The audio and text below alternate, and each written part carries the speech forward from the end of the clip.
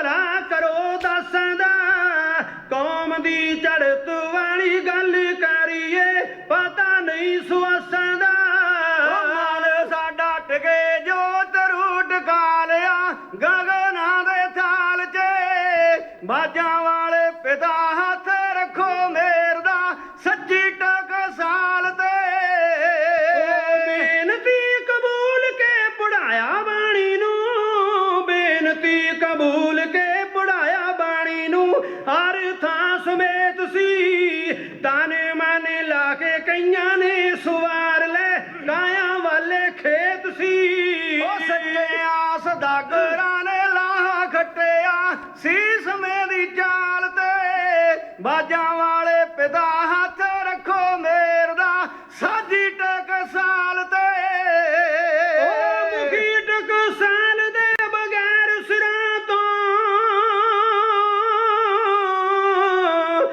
मुखी टक साल दे बगैर सिरां तो वैरियां ना लड़ गए बंद बंद अपना कटा के कौम लई तकदीर घड़ गए काबू पा गए जिंद जाना वार चढ़े हुए दुखां दे पचाल ते बाजां वाले पिता हथ रखो मेर दा साजी टक साल ते मुखी टक साल दिया मुख रखिया प्यार बाणी बाणी दा कीता पर चार डाट गोर मत दा प्रेम गुरु भाणे दा कौम दा प्यार रोम रोम रचिया कौम दा प्यार रोम रोम रचिया हिरदे विशाल ते बाजां वाले पिता हथ रखो मेर दा साजी टक साल ते अमृत छकाउणा ते छडाउणा नशियां अमृत छकाउणा ते छडाउणा नशियां मिथिया निशाना है कोरी सी दे भुखे लीडरां ने इस नू समझिया बगाना है ताजे ना दे सुपने भी आवे ना डिगे कौमी हाल ते बाजां वाले पिता हथ रखो मेर दा साजी टक साल ते कोने कोने देश दे जगाया जाए के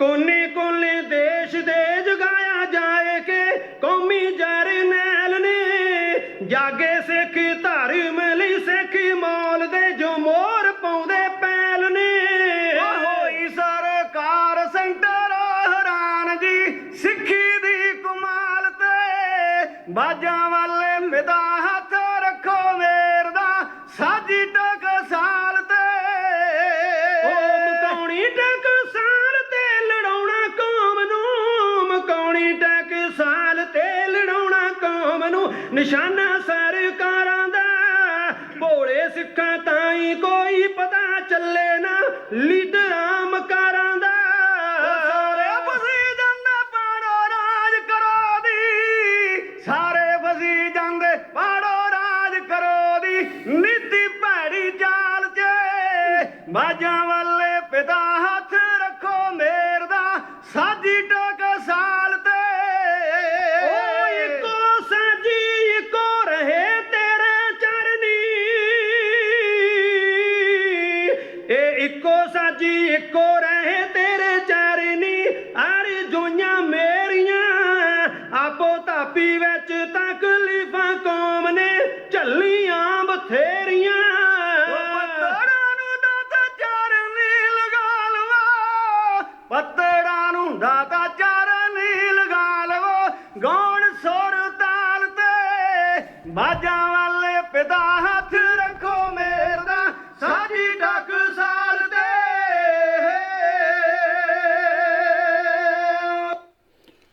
ਵਾਹਿਗੁਰੂ ਜੀ ਕਾ ਖਾਲਸਾ ਵਾਹਿਗੁਰੂ ਜੀ ਕੀ ਫਤਿਹ। ਬਾਬੇ ਕੇ ਪਾਵਰ ਕੇ ਪ੍ਰੋਗਰਾਮ ਦੇ ਵਿੱਚ ਜੋ ਆਪਾਂ ਕੱਲ੍ਹ ਤੋਂ ਜੂਨ 1984 ਦੇ ਘੱਲੂਘਾਰੇ 'ਤੇ ਆਪਾਂ ਇਹ ਪ੍ਰੋਗਰਾਮ ਲੈ ਕੇ ਹਾਜ਼ਰ ਹੋਏ ਸੀ। ਅੱਜ ਵੀ ਜੂਨ 1984 ਦੇ ਘੱਲੂਘਾਰੇ 'ਤੇ ਹੀ ਆਪਾਂ ਜੋ ਅੱਜ ਦਾ ਵੀ ਪ੍ਰੋਗਰਾਮ ਉਸ 'ਤੇ ਹੀ ਕਰਾਂਗੇ। ਜਿਸ ਤਰ੍ਹਾਂ ਆਪ ਜੀਆਂ ਨੂੰ ਪਤਾ ਹੀ ਹੈ ਕਿ ਇਸ ਘੱਲੂਘਾਰੇ ਨੂੰ 36 ਸਾਲ ਪੂਰੇ ਹੋਣ ਜਾ ਰਹੇ ਹਨ। ਅਤੇ ਜਿਸ ਤਰ੍ਹਾਂ ਕਿ ਇਸ ਸਾਲ ਮੈਂ ਕੱਲ੍ਹ ਵੀ ਗੱਲ ਕੀਤੀ ਸੀ ਕਿ ਗੁਰਦੁਆਰਾ ਸਾਹਿਬਾਨਾਂ ਦੇ ਵਿੱਚ ਆਪਾਂ ਇਹ ਦਿਹਾੜਾ ਜਿਸ ਤਰ੍ਹਾਂ ਅੱਗੇ ਹਰ ਸਾਲ ਮਨਾਉਂਦੇ ਹਾਂ, ਇਸ ਸਾਲ ਕਰੋਨਾ ਦੀ ਵਜ੍ਹਾ ਕਰਕੇ ਆਪਾਂ ਨਹੀਂ ਮਨਾ ਸਕਦੇ। ਅਤੇ ਆਪਾਂ ਕੋਸ਼ਿਸ਼ ਕਰ ਰਹੇ ਹਾਂ ਜੋ ਆ ਸਾਰਾ ਹਫ਼ਤਾ ਆਉਣ ਵਾਲਾ ਆਪਾਂ ਇਸ ਟ੍ਰਿਪਲ ਸੀਰੀਅਲ ਦੇ ਮਾਧਿਅਮ ਰਾਹੀਂ ਹੀ ਆਪਾਂ ਗੱਲਬਾਤ ਕਰਨ ਦੀ ਕੋਸ਼ਿਸ਼ ਕਰਾਂਗੇ। ਅਤੇ ਅੱਜ ਮੇਰੇ ਨਾਲ ਫੋਨ ਲਾਈਨ 'ਤੇ ਗਿਆਨੀ ਸੁਰਜੀਤ ਸਿੰਘ ਜੀ ਇਟਲੀ ਤੋਂ, ਜੋ ਕੱਲ੍ਹ ਵੀ ਸਾਡੇ ਨਾਲ ਫੋਨ ਲਾਈਨ 'ਤੇ ਹਾਜ਼ਰ ਹੋਏ ਸਨ। ਤਾਂ ਉਸ ਤੋਂ ਉਪਰੰਤ ਸਾਡੇ ਨਾਲ ਜੋ ਜਾਗੋ ਵਾਲੇ ਜਥੇ ਨੂੰ ਵੀ ਬੇਨਤੀ ਕੀਤੀ ਸੀ, ਉਹ ਵੀ ਅੱਜ ਇਸ ਪ੍ਰੋਗਰਾਮ ਦੇ ਵਿੱਚ ਸ਼ਾਮਲ ਹੋਣਗੇ। ਗਿਆਨੀ ਜੀ, ਆਪ ਜੀ ਦਾ ਸਵਾਗਤ ਹੈ ਜੀ। ਵਾਹਿਗੁਰੂ ਜੀ ਕਾ ਖਾਲਸਾ, ਵਾਹਿਗੁਰੂ ਜੀ ਕੀ ਫਤਿਹ। ਖਾਲਸਾ ਵਾਹਿਗੁਰੂ ਜੀ ਫਤਿਹ ਜੀ। ਸਾਹਿਬ ਹਾਂਜੀ ਗਿਆਨੀ ਜੀ, ਆਪ ਜੀ ਦਾ ਪਹਿਲਾਂ ਤੇ ਬਹੁਤ ਬਹੁਤ ਸਵਾਗਤ ਕਰਦੇ ਹਾਂ ਜੀ ਇਸ ਪ੍ਰੋਗਰਾਮ ਦੇ ਵਿੱਚ, ਜੋ ਸਾਡੀ ਤੁਸੀਂ ਬੇਨਤੀ ਨੂੰ ਪ੍ਰਵਾਨ ਕਰਕੇ ਸਾਨੂੰ ਇਸ ਸਮਾਂ ਦਿੰਦੇ ਹੋ। ਅਤੇ ਆਪਾਂ ਜਿਸ ਤਰ੍ਹਾਂ ਕੱਲ੍ਹ ਥੋੜ੍ਹੀ ਪ੍ਰੋਬਲਮ ਸੀ ਆਪਣੇ ਨੈਟਵਰਕ ਦੀ, ਅਤੇ ਆਪਾਂ ਤੋਂ ਗੱਲ ਜ਼ਿਆਦਾ ਲੰਬੀ ਨਹੀਂ ਹੋ ਸਕੀ, ਅਤੇ ਆਪਾਂ ਅੱਜ ਗੱਲਬਾਤ ਕਰਾਂਗੇ। ਜੋ ਜਿਸ ਤਰ੍ਹਾਂ ਕਿ ਆਪ ਜੀਆਂ ਨੇ ਕੱਲ੍ਹ ਵੀ ਗੱਲ ਕੀਤੀ ਸੀ ਕਿ ਇਹ ਘੱਲੂਘਾਰੇ ਪਹਿਲਾਂ ਵੀ ਹੋਏ ਹਨ ਅਤੇ ਗੁਰੂ ਕਾਲ ਤੋਂ ਹੀ ਚੱਲਦੇ ਆ ਰਹੇ ਹਨ। ਅਤੇ ਕੁਝ ਕੁ ਸਾਡੇ ਜਿਸ ਤਰ੍ਹਾਂ ਪ੍ਰਚਾਰਕਾਂ ਵੱਲੋਂ ਵੀ ਅਤੇ ਸਾਡੇ ਕੁਝ ਸਿੱਖਾਂ ਵੱਲੋਂ ਵੀ ਇਸ ਤਰ੍ਹਾਂ ਦੇ ਮਰਦੇ ਮੁਜਾਹਦ ਸੰਤ ਗਿਆਨੀ ਜਰਨੈਲ ਸਿੰਘ ਜੀ ਖਾਲਸਾ, ਅਤੇ ਉਹਨਾਂ 'ਤੇ ਵੀ ਕਈ ਤਰ੍ਹਾਂ ਦੀਆਂ ਟੀਕਾ ਟਿੱਪਣੀਆਂ ਉਂਗਲੀਆਂ ਚੁੱਕੀਆਂ ਸਨ, ਕਿਉਂਕਿ ਉਹ ਦਰਬਾਰ ਸਾਹਿਬ 'ਤੇ ਹੀ ਕਿਉਂ ਬੈਠੇ ਹਨ, ਇਸ ਤਰ੍ਹਾਂ ਦੀਆਂ ਜੋ ਵੀ। ਅਤੇ ਆਪਾਂ ਵੀ ਤੁਸੀਂ ਵੀ ਸਪੀਚਾਂ ਸੁਣੀਆਂ ਹਨ, ਅਤੇ ਉਹ ਕਹਿੰਦੇ ਮਹਾਂਪੁਰਖਾਂ ਦਾ ਇਹੋ ਹੀ ਕਹਿਣਾ ਸੀ,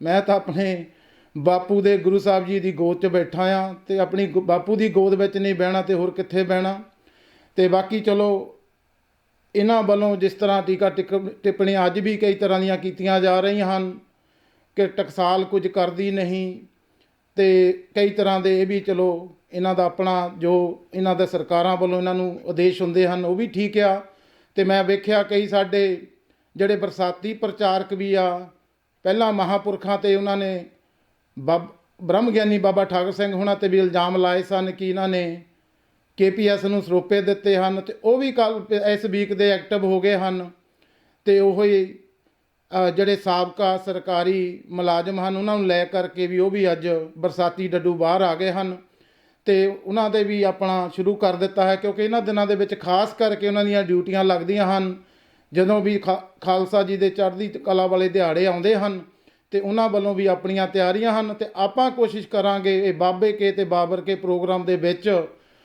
ਜੋ ਬਾਬੇ ਕਾ ਜੋ ਸਿਧਾਂਤ ਗੱਲ ਕਰਨ ਦੀ, ਅਤੇ ਬਾਕੀ ਜਿਹੜੇ ਬਾਬਰ ਕਿਆਂ ਨੇ ਕੰਮ ਕਰਨਾ ਉਹਨਾਂ ਦੀ ਵੀ ਮੌਜ ਆ, ਉਹ ਵੀ ਮੋਸਟ ਵੈਲਕਮ ਜੀ। ਜੋ ਨਹੀਂ ਕਰਨਾ ਉਹ ਕਰਨ, ਪਰ ਆਪਾਂ ਉਹੀ ਕੋਸ਼ਿਸ਼ ਆ, ਸਾਨੂੰ ਪਤਾ ਸੱਚ ਦੇ ਮਗਰ ਭੀੜ ਜ਼ਿਆਦਾ ਨਹੀਂ ਹੁੰਦੀ, ਅਤੇ ਅਸੀਂ ਕੋਸ਼ਿਸ਼ ਕਰ ਰਹੇ ਹਾਂ ਇਸ ਮਾਧਿਅਮ ਦੇ ਰਾਹੀਂ ਜੋ ਆਪਾਂ ਗੁਰੂ ਸਾਹਿਬ ਦੇ ਸਿਧਾਂਤ 'ਤੇ ਕੁਝ ਵਿਚਾਰ ਕਰਨ ਦੀ। ਗਿਆਨੀ ਜੀ, ਤੁਸੀਂ ਕੀ ਸਮਝਦੇ ਹੋ ਇਹ ਜੋ ਸਾਰਾ ਘੱਲੂਘਾਰੇ ਕਿਉਂ ਕੌਮ ਵਿੱਚ ਹੁੰਦੇ ਹਨ? ਅਤੇ ਕਈਆਂ ਵੱਲੋਂ ਤਾਂ ਇਹਨਾਂ ਦਾ ਨਾਮ ਬਲੂ ਸਟਾਰ, ਕੋਈ ਸਾਡੇ ਸੁਹਿਰਦ ਸਿੱਖ ਵੀ ਬੜੇ ਚਾਅ ਨਾਲ ਬਲੂ ਸਟਾਰ ਭਾਈ, ਬਲੂ ਸਟਾਰ ਵਗੈਰਾ ਕੁਝ ਨਹੀਂ, ਇਹ ਸਾਡੀ ਨਸਲ ਕੁਛੀ ਹੋਈ ਸੀ, ਅਤੇ ਭਾਵੇਂ ਤੁਸੀਂ ਅੱਜ ਮੰਨ ਲਓ ਜਾਂ ਆਉਣ ਵਾਲੇ ਸਮੇਂ 'ਚ ਮੰਨ ਲਿਓ। ਅਤੇ ਜੀ ਗਿਆਨੀ ਜੀ, ਤੁਸੀਂ ਜ਼ਰੂਰ ਸਾਂਝ ਕਰੋ ਇਸ ਮਾਧਿਅਮ ਦੇ ਰਾਹੀਂ, ਤੁਸੀਂ ਕੀ ਸਮਝਦੇ ਹੋ ਜੀ? ਜੀ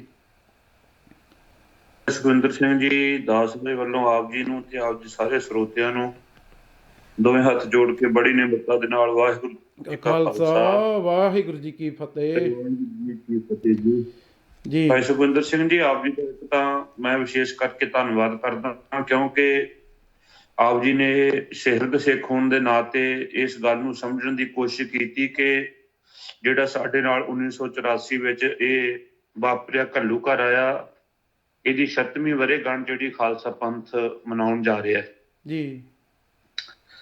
ਕਿਉਂਕਿ ਜਿਹੜੇ ਕੌਮ ਆਪਣੇ ਇਤਿਹਾਸ ਨੂੰ ਭੁੱਲਦੀ ਆ, ਆਪਣੇ ਸ਼ਹੀਦਾਂ ਨੂੰ ਭੁੱਲ ਜਾਂਦੀ ਆ, ਆਪਣੀ ਕੌਮ ਨੂੰ, ਆਪਣੀ ਪਨੀਰੀ ਨੂੰ ਸੁਚੇਤ ਨਹੀਂ ਕਰਦੀ, ਉਹ ਕੌਮ ਜਿਹੜੀ ਹੁੰਦੀ ਆ ਉਹ ਇਤਿਹਾਸ ਦੇ ਨਕਸ਼ੇ ਤੋਂ ਹੌਲੀ ਹੌਲੀ ਕਰਕੇ ਮਿਟ ਜਾਇਆ ਕਰਦੀ ਹੈ।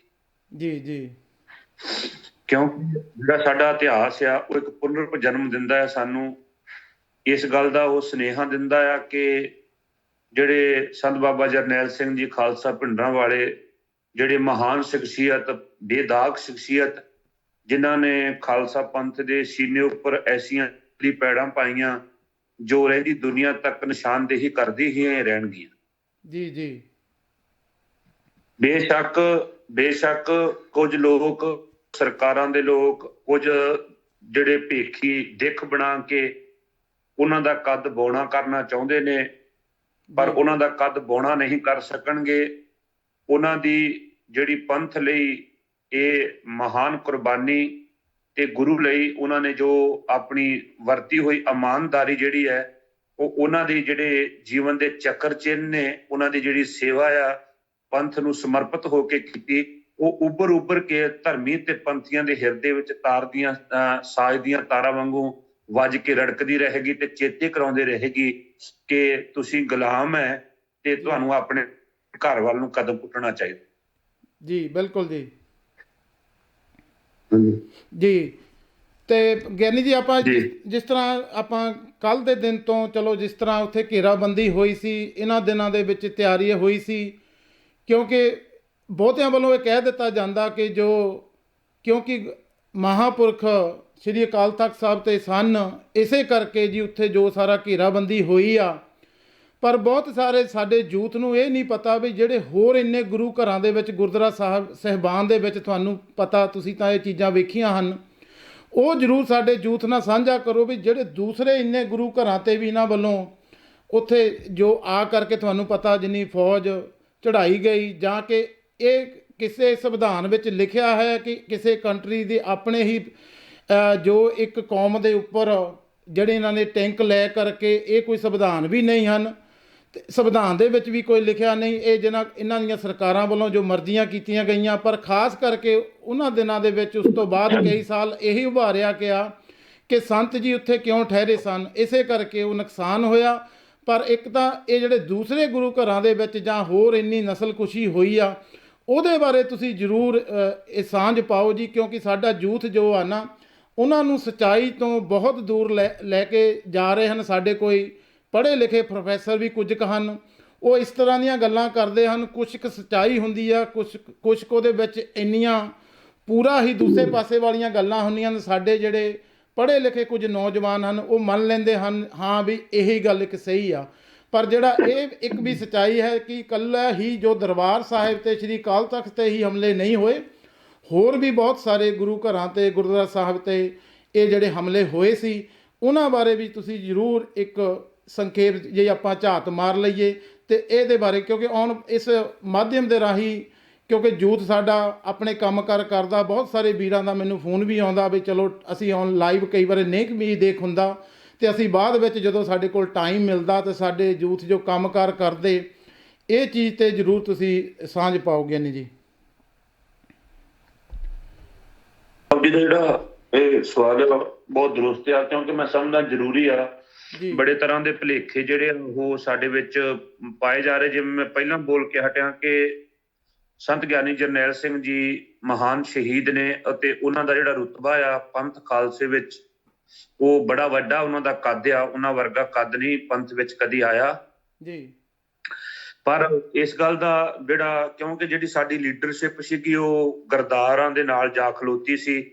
ਸਰਕਾਰ ਤਾਂ ਅੱਗੇ ਹੀ ਮਤਲਬ ਉਹ ਚਾਹੁੰਦੀ ਨਹੀਂ ਸੀ ਕਿ ਕੋਈ ਐਸਾ ਵੀ ਜਰਨੈਲ ਹੋਵੇ ਜਿਹੜਾ ਹਰ ਗੱਲ ਆਪਣੀ ਪੰਥ ਨਾਲ ਸਾਂਝੀ ਕਰੇ ਤੇ ਨੰਗਾ ਧੜ ਹੋ ਕੇ ਅੱਗੇ ਪੰਥ ਦੀ ਸੇਵਾ ਕਰਨ ਲਈ ਉਹ ਡਟ ਜਾਵੇ। ਇਹ ਗੱਲਾਂ ਸਰਕਾਰ ਨਹੀਂ ਸੀ ਚਾਹੁੰਦੀ, ਤੇ ਨਾ ਉਸ ਸਮੇਂ ਦਾ ਜਿਹੜਾ ਅਕਾਲੀ ਦਲ ਲੀਡਰਸ਼ਿਪ ਆ, ਗਰਦਾਰ ਲੀਡਰਸ਼ਿਪ ਆ, ਉਹ ਵੀ ਨਹੀਂ ਸੀ ਚਾਹੁੰਦੀ ਜੀ। ਇਹ ਸਾਰੀਆਂ ਗੱਲਾਂ ਮਿਲ ਕੇ, ਜਿਵੇਂ ਆਪਾਂ ਗੁਰੂ ਅਰਜਨ ਸਾਹਿਬ ਜੀ ਦੀ ਸ਼ਹੀਦੀ ਦੇਖਦੇ ਹਾਂ, ਤੇ ਤੁਹਾਡੇ ਸਵਾਲ ਤੇ ਰਵਾਂਗਾ ਮੈਂ ਜੀ। ਜਿਵੇਂ ਗੁਰੂ ਅਰਜਨ ਸਾਹਿਬ ਜੀ ਦੀ ਸ਼ਹੀਦੀ ਆਪਾਂ ਦੇਖਦੇ ਹਾਂ, ਤੇ ਪਹਿਲਾਂ ਤਾਂ ਮੁੱਖ ਕਾਰਨ ਚੰਦੂ ਨੂੰ ਹੀ ਮੰਨਦੇ ਰਹੇ, ਪਰ ਮੁੜ ਕੇ ਹੌਲੀ ਹੌਲੀ ਸਾਰੇ ਕਾਰਨ ਸਾਹਮਣੇ ਆ ਗਏ। ਕਿਉਂਕਿ ਜਹਾਂਗੀਰ ਦੀ ਜਿਹੜੀ ਮਤਸਵੀ ਨੀਤੀ ਆ, ਉਹ ਖੁਦ ਵੀ ਚਾਹੁੰਦਾ ਸੀ ਕਿ ਗੁਰੂ ਅਰਜਨ ਸਾਹਿਬ ਜੀ ਦੇ ਜਿਹੜਾ ਚੱਲ ਰਹੀ ਆ ਇਹਨਾਂ ਦੀ ਜਿਹੜਾ ਪ੍ਰਚਾਰ ਪ੍ਰਸਾਰ ਆ, ਉਹ ਮੈਂ ਬੰਦ ਕਰਨਾ, ਕਿਉਂਕਿ ਉਹਨੇ ਤੁਜ ਕੇ ਜਹਾਂਗੀਰ ਵਿੱਚ ਸਪਸ਼ਟ ਲਿਖਿਆ ਹੋਇਆ ਸੀ। ਬਲਕਿ ਉਹਦਾ ਇਕਰਾਰਨਾਮਾ ਹੋਇਆ ਅਹਿਮਦ ਸ਼ਾਹ ਸਰਹੰਦੀ ਦੇ ਨਾਲ ਕਿ ਜੇ ਤੁਸੀਂ ਮੈਨੂੰ ਗੱਦੀ ਦਿਵਾਓਗੇ, ਇਹ ਜਿਹੜੀ ਆ ਦਿੱਲੀ ਦਾ ਤਖਤ ਦਿਵਾਓਗੇ, ਤੇ ਮੈਂ ਗੁਰੂ ਅਰਜਨ ਸਾਹਿਬ ਜੀ ਦਾ ਘਰ ਨੂੰ ਸਦਾ ਲਈ ਬੰਦ ਕਰ ਦੇਵਾਂ। ਜੀ ਜੀ ਉਹ ਬਹਾਨੇ ਇਕੱਠੇ ਹੋ ਗਏ, ਉਹ ਵੀ ਬਹਾਨਾ ਹੀ ਚਾਹੁੰਦਾ ਸੀ, ਤੇ ਜਿਹੜੀ ਦਿੱਲੀ ਸੀ ਉਹਦੀ ਧੋਤੀ ਫਸਦੀ ਸੀ ਜਾ ਕੇ ਟਕਸਾਲ ਦੇ ਵਿੱਚ, ਉਹ ਵੀ ਬਹਾਨਾ ਚਾਹੁੰਦੀ ਸੀ, ਤੇ ਬਹਾਨਾ ਬਣ ਗਏ ਸਾਡੇ ਗੁਰਦਾਰ ਲੀਡਰ।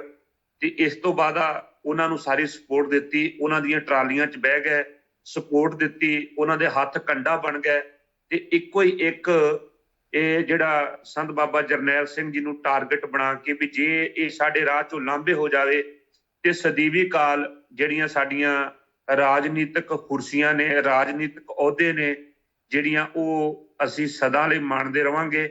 ਜੇਕਰ ਸੰਤ ਬਾਬਾ ਜਰਨੈਲ ਸਿੰਘ ਜੀ ਸਾਡੇ ਸਾਹਮਣੇ ਰਹੇ ਤੇ ਅਸੀਂ ਸ਼ਹੀਦਾਂ ਦੇ ਹੱਡਾਂ ਉੱਪਰ ਰੋਟੀਆਂ ਸੇਕ ਕੇ ਨਹੀਂ ਖਾ ਸਕਾਂਗੇ। ਜੀ ਜੀ ਇੱਕ ਤਾਂ ਇਹ, ਦੂਜਾ ਕਿਉਂਕਿ ਜਿਹੜੀ ਉਹਨਾਂ ਦੀ ਬਦਨੀਤੀ ਸੀ, ਉਹ ਬਦਨੀਤੀ ਜਿਹੜੀ ਆ ਉਹ ਸਾਫ਼ ਜਿਹੜੀ ਆ ਅੱਜ ਦੇ ਇਤਿਹਾਸ ਦੇ ਅੰਕੜਿਆਂ ਤੋਂ ਸਾਫ਼ ਉੱਭਰ ਕੇ ਸਾਹਮਣੇ ਆਉਂਦੀ ਹੈ, ਕਿਉਂਕਿ ਸੱਚ ਨੂੰ ਕੋਈ ਭਾਈ ਸੁਖਵਿੰਦਰ ਸਿੰਘ ਜੀ ਦਬਾ ਨਹੀਂ ਸਕਦਾ।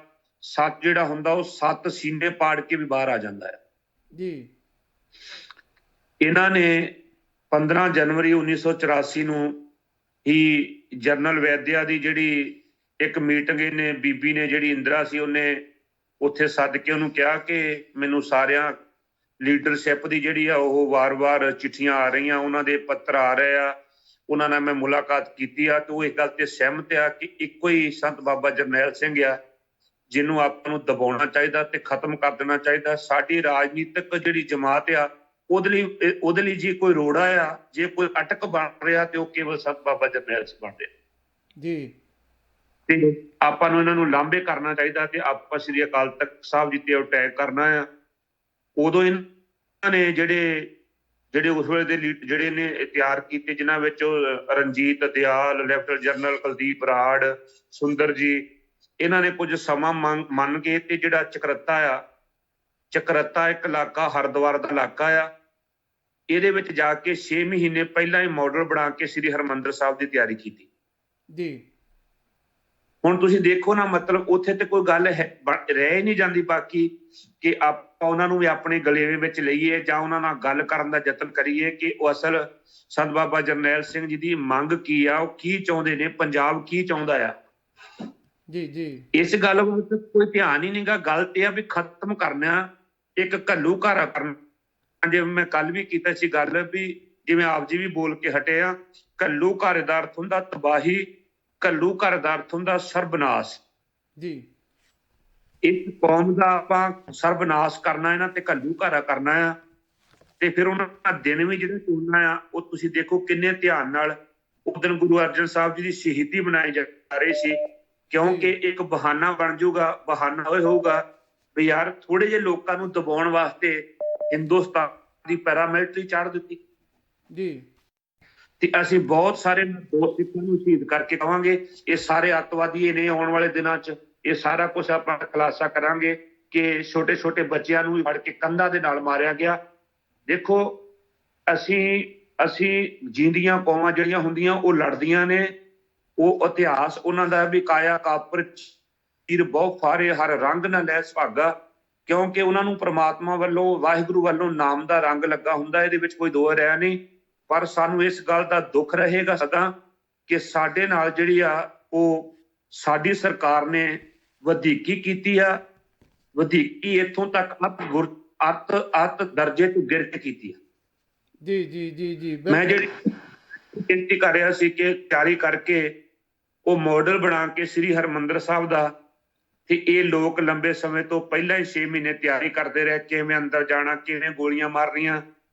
ਤੁਸੀਂ ਹੈਰਾਨ ਹੋਵੋਗੇ। ਇੱਕ ਛੋਟੀ ਜਿਹੀ ਗੱਲ ਹੋਰ ਵੀ ਨਾਲ ਕਹਿ ਰਿਹਾ, ਮੈਂ ਤੁਹਾਡੇ ਸਵਾਲ ਤੇ ਆ ਜਾਣਾ ਜੀ ਜੀ ਕਿ ਜਿਹੜੇ ਸੰਤਾਂ ਨੇ ਆਪਣੇ ਜੀਵਨ ਵਿੱਚ ਉਹਨਾਂ ਦੇ ਮੁਖ ਦੇ ਬਚਨ ਸੁਣੋ ਕਿ ਉਹਨਾਂ ਇੱਕ ਤਾਂ ਟਰਾਂਸਮੀਟਰ ਦੀ ਗੱਲ ਕੀਤੀ, ਜੀ ਇੱਕ ਕਿ ਅੰਮ੍ਰਿਤਸਰ ਸਾਹਿਬ ਦੇ ਸਟੇਸ਼ਨ ਤੋਂ ਚੱਲਣ ਵਾਲੀ ਇੱਕ ਟ੍ਰੇਨ ਦਾ ਨਾਮ ਜਿਹੜਾ ਉਹ ਸ੍ਰੀ ਹਰਿਮੰਦਰ ਸਾਹਿਬ ਦੇ ਨਾਮ ਤੇ ਰੱਖ ਦਿਓ। ਤੁਹਾਡੇ ਤੀਰਥਾਂ ਦੇ ਨਾਮ ਤੇ 26 ਟ੍ਰੇਨਾਂ ਮੈਂ ਗਿਣੀਆਂ, ਜਿਹੜੀਆਂ ਗੰਗਾ ਜਮਨਾ ਐਕਸਪ੍ਰੈਸ ਜਾਂ ਗੋਮਤੀ ਐਕਸਪ੍ਰੈਸ, ਇਸ ਪ੍ਰਕਾਰ ਬਹੁਤ ਸਾਰੀਆਂ ਜਿਹੜੀਆਂ ਉਹਨਾਂ ਦੇ ਤੀਰਥਾਂ ਦੇ ਨਾਮ ਤੇ ਚੱਲਦੀਆਂ ਜੀ। ਤੇ ਸਾਨੂੰ ਕੋਈ ਨਾਰਾਜ਼ਗੀ ਨਹੀਂ, ਸਾਨੂੰ ਇੱਕ ਟ੍ਰੇਨ ਜਿਹੜੀ ਉਹ ਸ੍ਰੀ ਹਰਮੰਦਰ ਸਾਹਿਬ ਜੀ ਦੇ ਨਾਮ ਤੇ ਉਹਦਾ ਨਾਮ ਰੱਖ ਦਿਓ।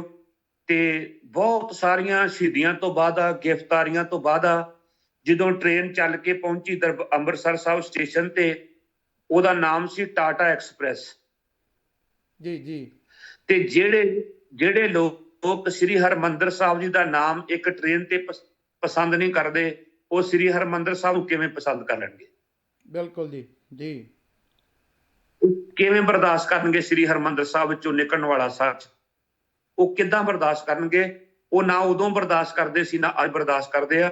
ਫਿਰ ਸਾਰੀ ਤਿਆਰੀ ਕਰਕੇ ਇਹਨਾਂ ਲੋਕਾਂ ਨੇ 6 ਲੱਖ ਦੀ ਫੌਜ ਜਿਹੜੀ ਆ ਉਹ ਸਾਰੇ ਇੱਥੇ ਪੰਜਾਬ ਵਿੱਚ ਚਾੜੀ। ਹੁਣ ਸੰਤ ਬਾਬਾ ਜਰਨੈਲ ਸਿੰਘ ਜੀ ਤਾਂ ਸ੍ਰੀ ਅਕਾਲ ਤਖਤ ਸਾਹਿਬ ਨੇ ਜੀ, ਤੇ ਜਿਹੜੇ ਬਾਕੀ ਗੁਰਦੁਆਰਾ ਸਾਹਿਬ ਨੇ 35 ਜਾਂ ਕਿੰਨੇ ਵੀ ਨੇ, ਉਹਨਾਂ ਗੁਰਦੁਆਰਿਆਂ ਨੂੰ ਹੈਲੀਕਾਪਟਰ ਨਾਲ ਗੋਲੇ ਸੁੱਟਣੇ ਜਾਂ ਉਹਨਾਂ ਗੁਰਦੁਆਰਿਆਂ 'ਚ ਫੌਜ ਵਾੜ ਕੇ ਤੇ ਉੱਥੇ ਗੁਰਦੁਆਰਾ ਸਾਹਿਬ ਦੀ ਮਰਜ਼ਾਦਾ ਭੰਗ ਕਰਨੀ, ਸਿੰਘਾਂ ਨੂੰ ਸ਼ਹੀਦ ਕਰਨਾ। ਹੁਣ ਉੱਥੇ ਤਾਂ ਸੰਤ ਬਾਬਾ ਜਰਨੈਲ ਸਿੰਘ ਨਹੀਂ ਬੈਠੇ ਹੋਏ। ਜੀ ਜੀ। ਜੇ ਸੰਤ ਬਾਬਾ ਜਰਨੈਲ ਸਿੰਘ ਦੀ ਗੱਲ ਆ ਤੇ ਸੰਤ ਬਾਬਾ ਜਰਨੈਲ ਸਿੰਘ ਜੀ ਨੇ ਤਾਂ ਮਹਿਤਿਓਂ ਗ੍ਰਿਫਤਾਰੀ ਦਿੱਤੀ ਸੀ। ਜੇ ਉਹ ਫਿਰ ਗੁਨਾਹਗਾਰ ਸੀ, ਉਹਨਾਂ ਨੂੰ ਛੱਡਿਆ ਕਿਉਂ? ਜੀ ਬਿਲਕੁਲ। ਜੇ ਉਹ ਗੁਨਾਹਗਾਰ ਸੀ, ਜੇ ਤੁਸੀਂ ਉਹਨਾਂ ਨੂੰ ਗੁਨਾਹਗਾਰ ਕਹਿੰਦੇ ਆ ਕਿ ਉਹ ਗੁਨਾਹਗਾਰ ਸੀ, ਦੇਸ਼ ਵਿੱਚ ਵੰਡ ਪਾਉਣੀ ਚਾਹੁੰਦੇ ਸੀ ਜਾਂ ਉਹਨਾਂ ਤੇ ਕੋਈ ਧਾਰਾ ਲੱਗੀਆਂ ਸੀ, ਤੇ ਅੱਜ ਤੱਕ ਉਹ ਧਾਰਾ ਹਿੰਦੁਸਤਾਨ ਨੇ ਕਿਉਂ ਨਹੀਂ ਪੇਸ਼ ਕੀਤੀਆਂ? ਜੀ। ਫਿਰ ਉਹਨਾਂ ਤੇ ਕੇਸ ਕਿਉਂ ਨਹੀਂ ਚਲਾਇਆ? ਉਹਨਾਂ ਨੂੰ ਬੇਬਰੀ ਕਿਉਂ ਕੀਤਾ? ਕਿ ਤੁਸੀਂ ਸੰਤਾਂ ਨੂੰ ਤੁਸੀਂ ਫੜਿਆ ਸੀ, ਤੇ ਜੇ ਉਹ ਗੁਨਾਹਗਾਰ ਨਹੀਂ ਸੀ ਤੇ ਫਿਰ ਫੌਜ ਚਾੜ ਕੇ ਸ੍ਰੀ ਅਕਾਲ ਤਖਤ ਸਾਹਿਬ ਕਿਉਂ ਲਿਆਂਦੀ? ਜੀ ਜੀ ਬਿਲਕੁਲ ਜੀ। ਕਿਉਂ ਲਿਆਂਦੀ ਫੌਜ? ਫਿਰ ਦੂਸਰੀ ਗੱਲ, ਸਾਡੇ ਵੀਰ ਕਈ ਵਾਰੀ ਕਹਿ ਦਿੰਦੇ ਨੇ, ਦੇਖੋ ਜੀ ਸੰਤਾਂ ਨੂੰ ਸ਼ਾਸਤਰ ਨਹੀਂ ਸੀ ਰੱਖਣੇ ਚਾਹੀਦੇ ਤੇ ਸ਼ਾਸਤਰਾਂ ਕਰਕੇ ਫੌਜ ਉੱਥੇ ਗੁਰਦੁਆਰਾ ਸਾਹਿਬ ਚ ਸ੍ਰੀ ਹਰਿਮੰਦਰ ਸਾਹਿਬ ਆਈ। ਦੇਖੋ ਇਹ ਗੱਲਾਂ ਜਿਹੜੀਆਂ ਨੇ, ਇਹ ਗੱਲਾਂ ਸਾਡੇ ਲੋਕਾਂ ਵੱਲੋਂ ਬਣਾਈਆਂ ਜਾਂਦੀਆਂ। ਭਾਈ ਸੁਖਵਿੰਦਰ ਸਿੰਘ ਜੀ, ਗੁਰੂ ਨੇ ਸ਼ਾਸਤਰ ਦਾ ਸੰਬੰਧ ਕਿਸੇ ਚੋਰ ਨਾਲ ਨਹੀਂ ਰੱਖਿਆ। ਗੁਰੂ ਜੀ ਨੇ ਸ਼ਾਸਤਰ ਦਾ ਸੰਬੰਧ ਕੇਵਲ ਸੰਤ ਨਾਲ ਰੱਖਿਆ ਜੀ। ਔਰ ਆਪਣੇ ਮੁਖ ਚੋਂ ਵੀ ਕਿਹਾ, ਧਨ ਜੀਓ ਤਹਿ ਕੋ ਜਗ ਮੈਂ, ਮੁਖ ਤੇ ਹਾਰ ਚਿਤ ਮੈਂ ਜੁਧ ਵਿਚਾਰੇ, ਦੇ ਅਨਿਤ ਨਾ ਨਿਤ ਰਹਿ, ਜਸ ਨਾਵ ਚੜੇ ਭਵ ਸਾਗਰ ਤਾਰੇ। ਜੀ ਜੀ ਜੀ। ਔਰ ਮਹਾਰਾਜ ਜੀ ਦੇ ਬਚਨਿਆ ਉਸ ਵੇਲੇ ਜਿਹੜਾ ਤੁਸੀਂ ਸਵਾਲ ਰੱਖਿਆ ਕਿ ਉਹਨਾਂ ਨੇ ਹੋਰ ਗੁਰਦੁਆਰਾ ਸਾਹਿਬਾਂ ਤੇ ਅਟੈਕ ਕਿਉਂ ਕੀਤਾ ਜਾਂ ਇੱਥੇ ਆਏ, ਤੇ ਆਪਣੇ ਲੋਕ ਕਹਿੰਦੇ ਨੇ ਵੀ ਉੱਥੇ ਸ਼ਾਸਤਰ ਸੀਗੇ, ਇਸ ਕਰਕੇ ਮਤਲਬ ਉਹਨਾਂ ਨੇ ਆ ਕੇ ਉੱਥੇ ਘੇਰਾਬੰਦੀ ਕਰਕੇ ਤੇ ਸਿੰਘਾਂ ਨੂੰ ਸ਼ਹੀਦ ਕੀਤਾ, ਸ੍ਰੀ ਅਕਾਲ ਤਖਤ ਸਾਹਿਬ ਢਾਹ ਢੇਰੀ ਕੀਤਾ। ਜੀ। ਮੈਂ ਇੱਥੇ ਇੱਕ ਬੇਨਤੀ ਕਰ ਦੇਣੀ ਚਾਹੁੰਦਾ ਹਾਂ ਕਿ ਜਿਹੜੇ ਖਾਲਸਾ ਪੰਥ ਆ, ਖਾਲਸਾ ਪੰਥ ਦੇ 5 ਤਖਤ ਨੇ, 5 ਤਖਤਾਂ ਤੇ ਸ਼ਾਸਤਰਾਂ ਦੇ ਦਰਸ਼ਨ ਕਰਵਾਏ ਜਾਂਦੇ ਨੇ ਸੰਗਤਾਂ ਨੂੰ। ਜੀ। ਸਾਡੇ ਗੁਰੂ ਵੀ 2 ਨੇ, ਜਿਹੜਾ ਸਿੱਖ ਆ ਉਹਦੇ ਗੁਰੂ 2 ਨੇ।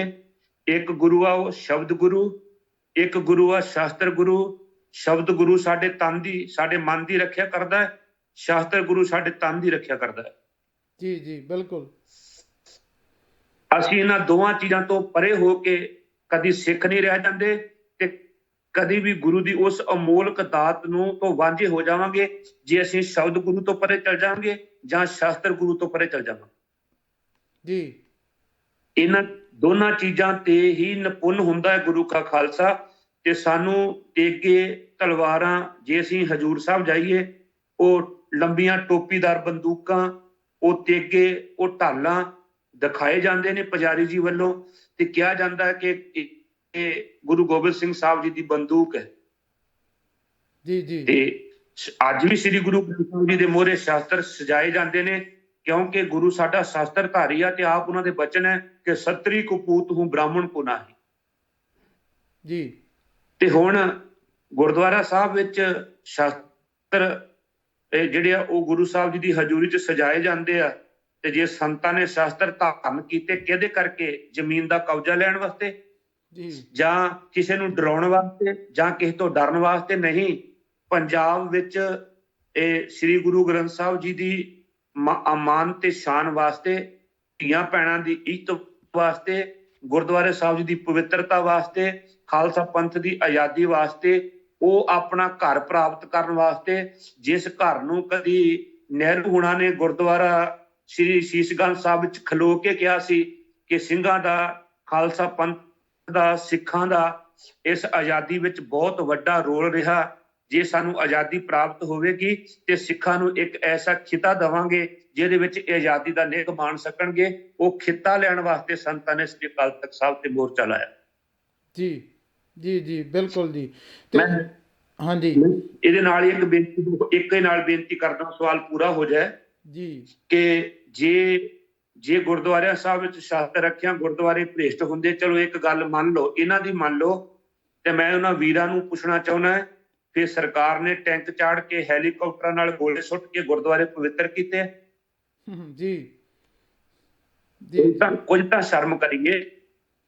ਸ਼ਰਮ ਕਰੀਏ ਕਿ ਨਿੱਕੇ ਨਿੱਕੇ ਮਾਸੂਮ ਬੱਚਿਆਂ ਨੂੰ ਸ਼ਹੀਦ ਕਰਕੇ ਗੁਰਦੁਆਰੇ 'ਚ ਟੈਂਕ ਚਾੜ ਕੇ ਹੈਲੀਕਾਪਟਰ ਨਾਲ ਗੋਲੇ ਸੁੱਟ ਕੇ ਇਹਨੇ ਹਜ਼ੂਰ ਦੇ ਸਰੂਪਾਂ ਨੂੰ ਅਗਨੀ ਭੇਟ ਕਰਕੇ ਉਹ ਸ੍ਰੀ ਅਕਾਲ ਤਖਤ ਸਾਹਿਬ ਜਿੱਥੇ ਸਰਦਾਰ ਹਰੀ ਸਿੰਘ ਭੰਗੀ ਬੈਠਦੇ ਨੇ, ਜਥੇਦਾਰ ਮਿਸਲਾਂ ਦੇ, ਤੇ ਜਦੋਂ ਕੋਈ ਹਿੰਦੂ ਪਰਿਵਾਰ ਵਿੱਚੋਂ ਕੋਈ ਪਠਾਨ ਹਿੰਦੂਆਂ ਦੀ ਲੜਕੀ ਨੂੰ ਉਠਾ ਕੇ ਲੈ ਜਾਵੇ ਤੇ ਹਰੀ ਸਿੰਘ ਭੰਗੀ 12 ਕਿਲਿਆਂ ਨੂੰ ਫਤਿਹ ਕਰਕੇ ਉਸ ਬੱਚੀ ਨੂੰ ਲਿਆ ਕੇ ਉਸ ਬ੍ਰਾਹਮਣ ਨੂੰ ਦੇਵੇ, ਤੇ ਉਹ ਅਕਾਲ ਤਖਤ ਸਾਹਿਬ ਜਿਹੜਾ ਹਿੰਦੁਸਤਾਨ ਦੀ ਅਰਬਲਾ ਤੇ ਇੱਜ਼ਤ ਦਾ ਰਾਖਾ ਹੋਵੇ, ਉਸੇ ਅਕਾਲ ਤਖਤ ਸਾਹਿਬ ਤੋਂ ਛਡਾਈ ਹੋਈ ਬੱਚੀ ਆਉਣ ਵਾਲੇ ਸਮੇਂ 'ਚ ਵੋਟਾਂ ਲੈ ਕੇ ਬਣੀ ਪ੍ਰਧਾਨ ਮੰਤਰੀ, ਉਸੇ ਅਕਾਲ ਤਖਤ ਸਾਹਿਬ ਨੂੰ ਢਵਾ ਦੇਵੇ। ਜੀ ਹਨਾ, ਉਸੇ ਅਕਾਲ ਤਖਤ ਸਾਹਿਬ ਨੂੰ ਢਵਾ ਦੇਵੇ ਤਾਂ ਕਿਤੇ ਨਾ ਕਿਤੇ ਗੱਲ ਸਮਝ ਆ ਜਾਵੇਗੀ ਕਿ ਇਹਨਾਂ ਲੋਕਾਂ ਦੀ ਬਦਨੀਤੀ ਸੀ। ਇਹ ਖਾਲਸਾ ਪੰਥ ਨੂੰ ਕੁਚਲਣਾ ਚਾਹੁੰਦੇ ਸਨ, ਇਹ ਤਬਾਹੀ ਮਚਾ ਕੇ ਇੱਕ ਦਹਿਸ਼ਤ ਪੈਦਾ ਕਰਨੇ ਚਾਹੁੰਦੇ ਸਨ ਕਿ ਅਸੀਂ ਲੰਬੇ ਸਮੇਂ ਗੁਲਾਮ ਰਹੇ ਹਾਂ। ਕਿਉਂਕਿ ਡਰ ਉਹ ਮਨੁੱਖ ਦਿੰਦਾ ਹੁੰਦਾ ਜਿਹੜਾ ਆਪ ਡਰਦਾ ਹੁੰਦਾ, ਜਿਹੜਾ ਕਿਸੇ ਤੋਂ ਡਰਦਾ ਨਹੀਂ ਉਹ ਕਿਸੇ ਨੂੰ ਨਾ ਡਰ ਦਿੰਦਾ ਤੇ ਨਾ ਕਿਸੇ ਦਾ ਡਰ ਲੈਂਦਾ। ਜੀ ਜੀ ਜੀ ਬਿਲਕੁਲ ਜੀ, ਇਹੋ ਹੀ ਗਿਆਨੀ ਜੀ, ਕਿਉਂਕਿ ਮੈਂ ਬਹੁਤ ਸਾਰੇ ਆਪਣੇ ਜਿੱਦਾਂ ਪੜ੍ਹੇ ਲਿਖੇ ਵਿਦਵਾਨ ਹਨ, ਤੇ ਕਈ ਵਾਰੀ ਸਾਡਾ ਜਿਹੜਾ ਪੜ੍ਹਿਆ ਲਿਖਿਆ ਵਰਗ ਹੈ ਨਾ, ਉਹਨਾਂ ਦੀਆਂ ਇਸ ਤਰ੍ਹਾਂ ਦੀਆਂ ਗੱਲਾਂ ਹੁੰਦੀਆਂ ਹਨ ਕਿ ਉਹ ਕਲੀਅਰ ਉਹਦੇ ਵਿੱਚ ਸਿੱਧਾ ਨਹੀਂ ਗੱਲ ਕਰਦੇ। ਕਿ ਆਪ ਜੀ ਨੂੰ ਪਤਾ ਹੀ ਹੈ ਕਿ ਜਿਵੇਂ ਕਿ ਇਹਨਾਂ ਦਾ ਤੁਸੀਂ ਵੀ ਪ੍ਰਚਾਰਕ ਹੋ, ਇਹਨਾਂ ਦਾ ਪ੍ਰਚਾਰ ਜਿਸ ਤਰ੍ਹਾਂ ਹੁੰਦਾ ਆ ਉਹ ਲੱਗਦਾ ਇਸ ਤਰ੍ਹਾਂ ਵੀ ਇਹ ਵੀ ਸਹੀ ਕਹਿੰਦੇ ਨੇ। ਬਹੁਤ ਸਾਰੇ ਮੈਂ ਵੇਖਿਆ ਨੇ ਇੱਥੇ ਇਹੋ ਹੀ ਸਾਡੇ ਬੱਚਿਆਂ ਦੇ ਦਿਮਾਗ ਵਿੱਚ ਬਿਠਾਇਆ ਗਿਆ ਕਿ ਮਹਾਂਪੁਰਖ ਉੱਥੇ ਬੈਠੇ ਕਿਉਂ ਸਨ, ਕਾਹਦੇ ਦੇ ਲਈ ਬੈਠੇ ਸਨ, ਤੇ ਸ਼ਾਸਤਰ ਕਿਉਂ ਸਨ, ਤੇ ਮਹਾਂਪੁਰਖਾਂ ਦੇ ਵੀ ਸਪੀਚਾਂ ਸੁਣੀਆਂ ਸਨ।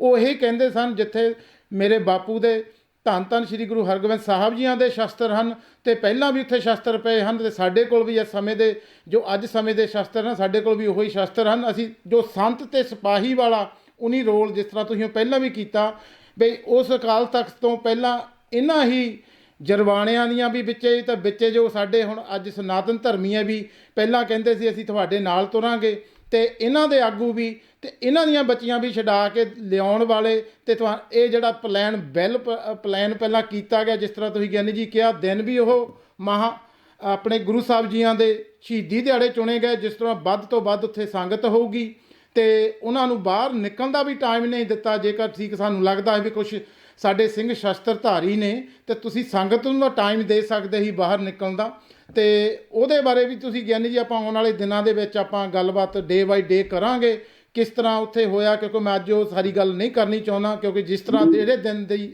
ਵਿੱਚ ਉੱਥੇ ਹੋਇਆ, ਕਿਸ ਤਰ੍ਹਾਂ ਉਹਨੇ ਲੰਗਰ ਹਾਲ ਦੇ ਵਿੱਚ ਲਿਜਾ ਕਰਕੇ ਜੋ ਸੰਗਤ ਦੇ ਨਾਲ ਕੀਤਾ, ਤੋਂ ਆਪਾਂ ਜਿਹੜਾ ਡੇ ਬਾਈ ਡੇ ਜਿਸ ਤਰ੍ਹਾਂ ਦਿਨ ਆਊਗਾ ਉਹ ਅੱਗੇ ਤੋਂ ਅੱਗੇ ਗੱਲ ਆਪਾਂ ਲੈ ਕਰਕੇ ਚੱਲਾਂਗੇ।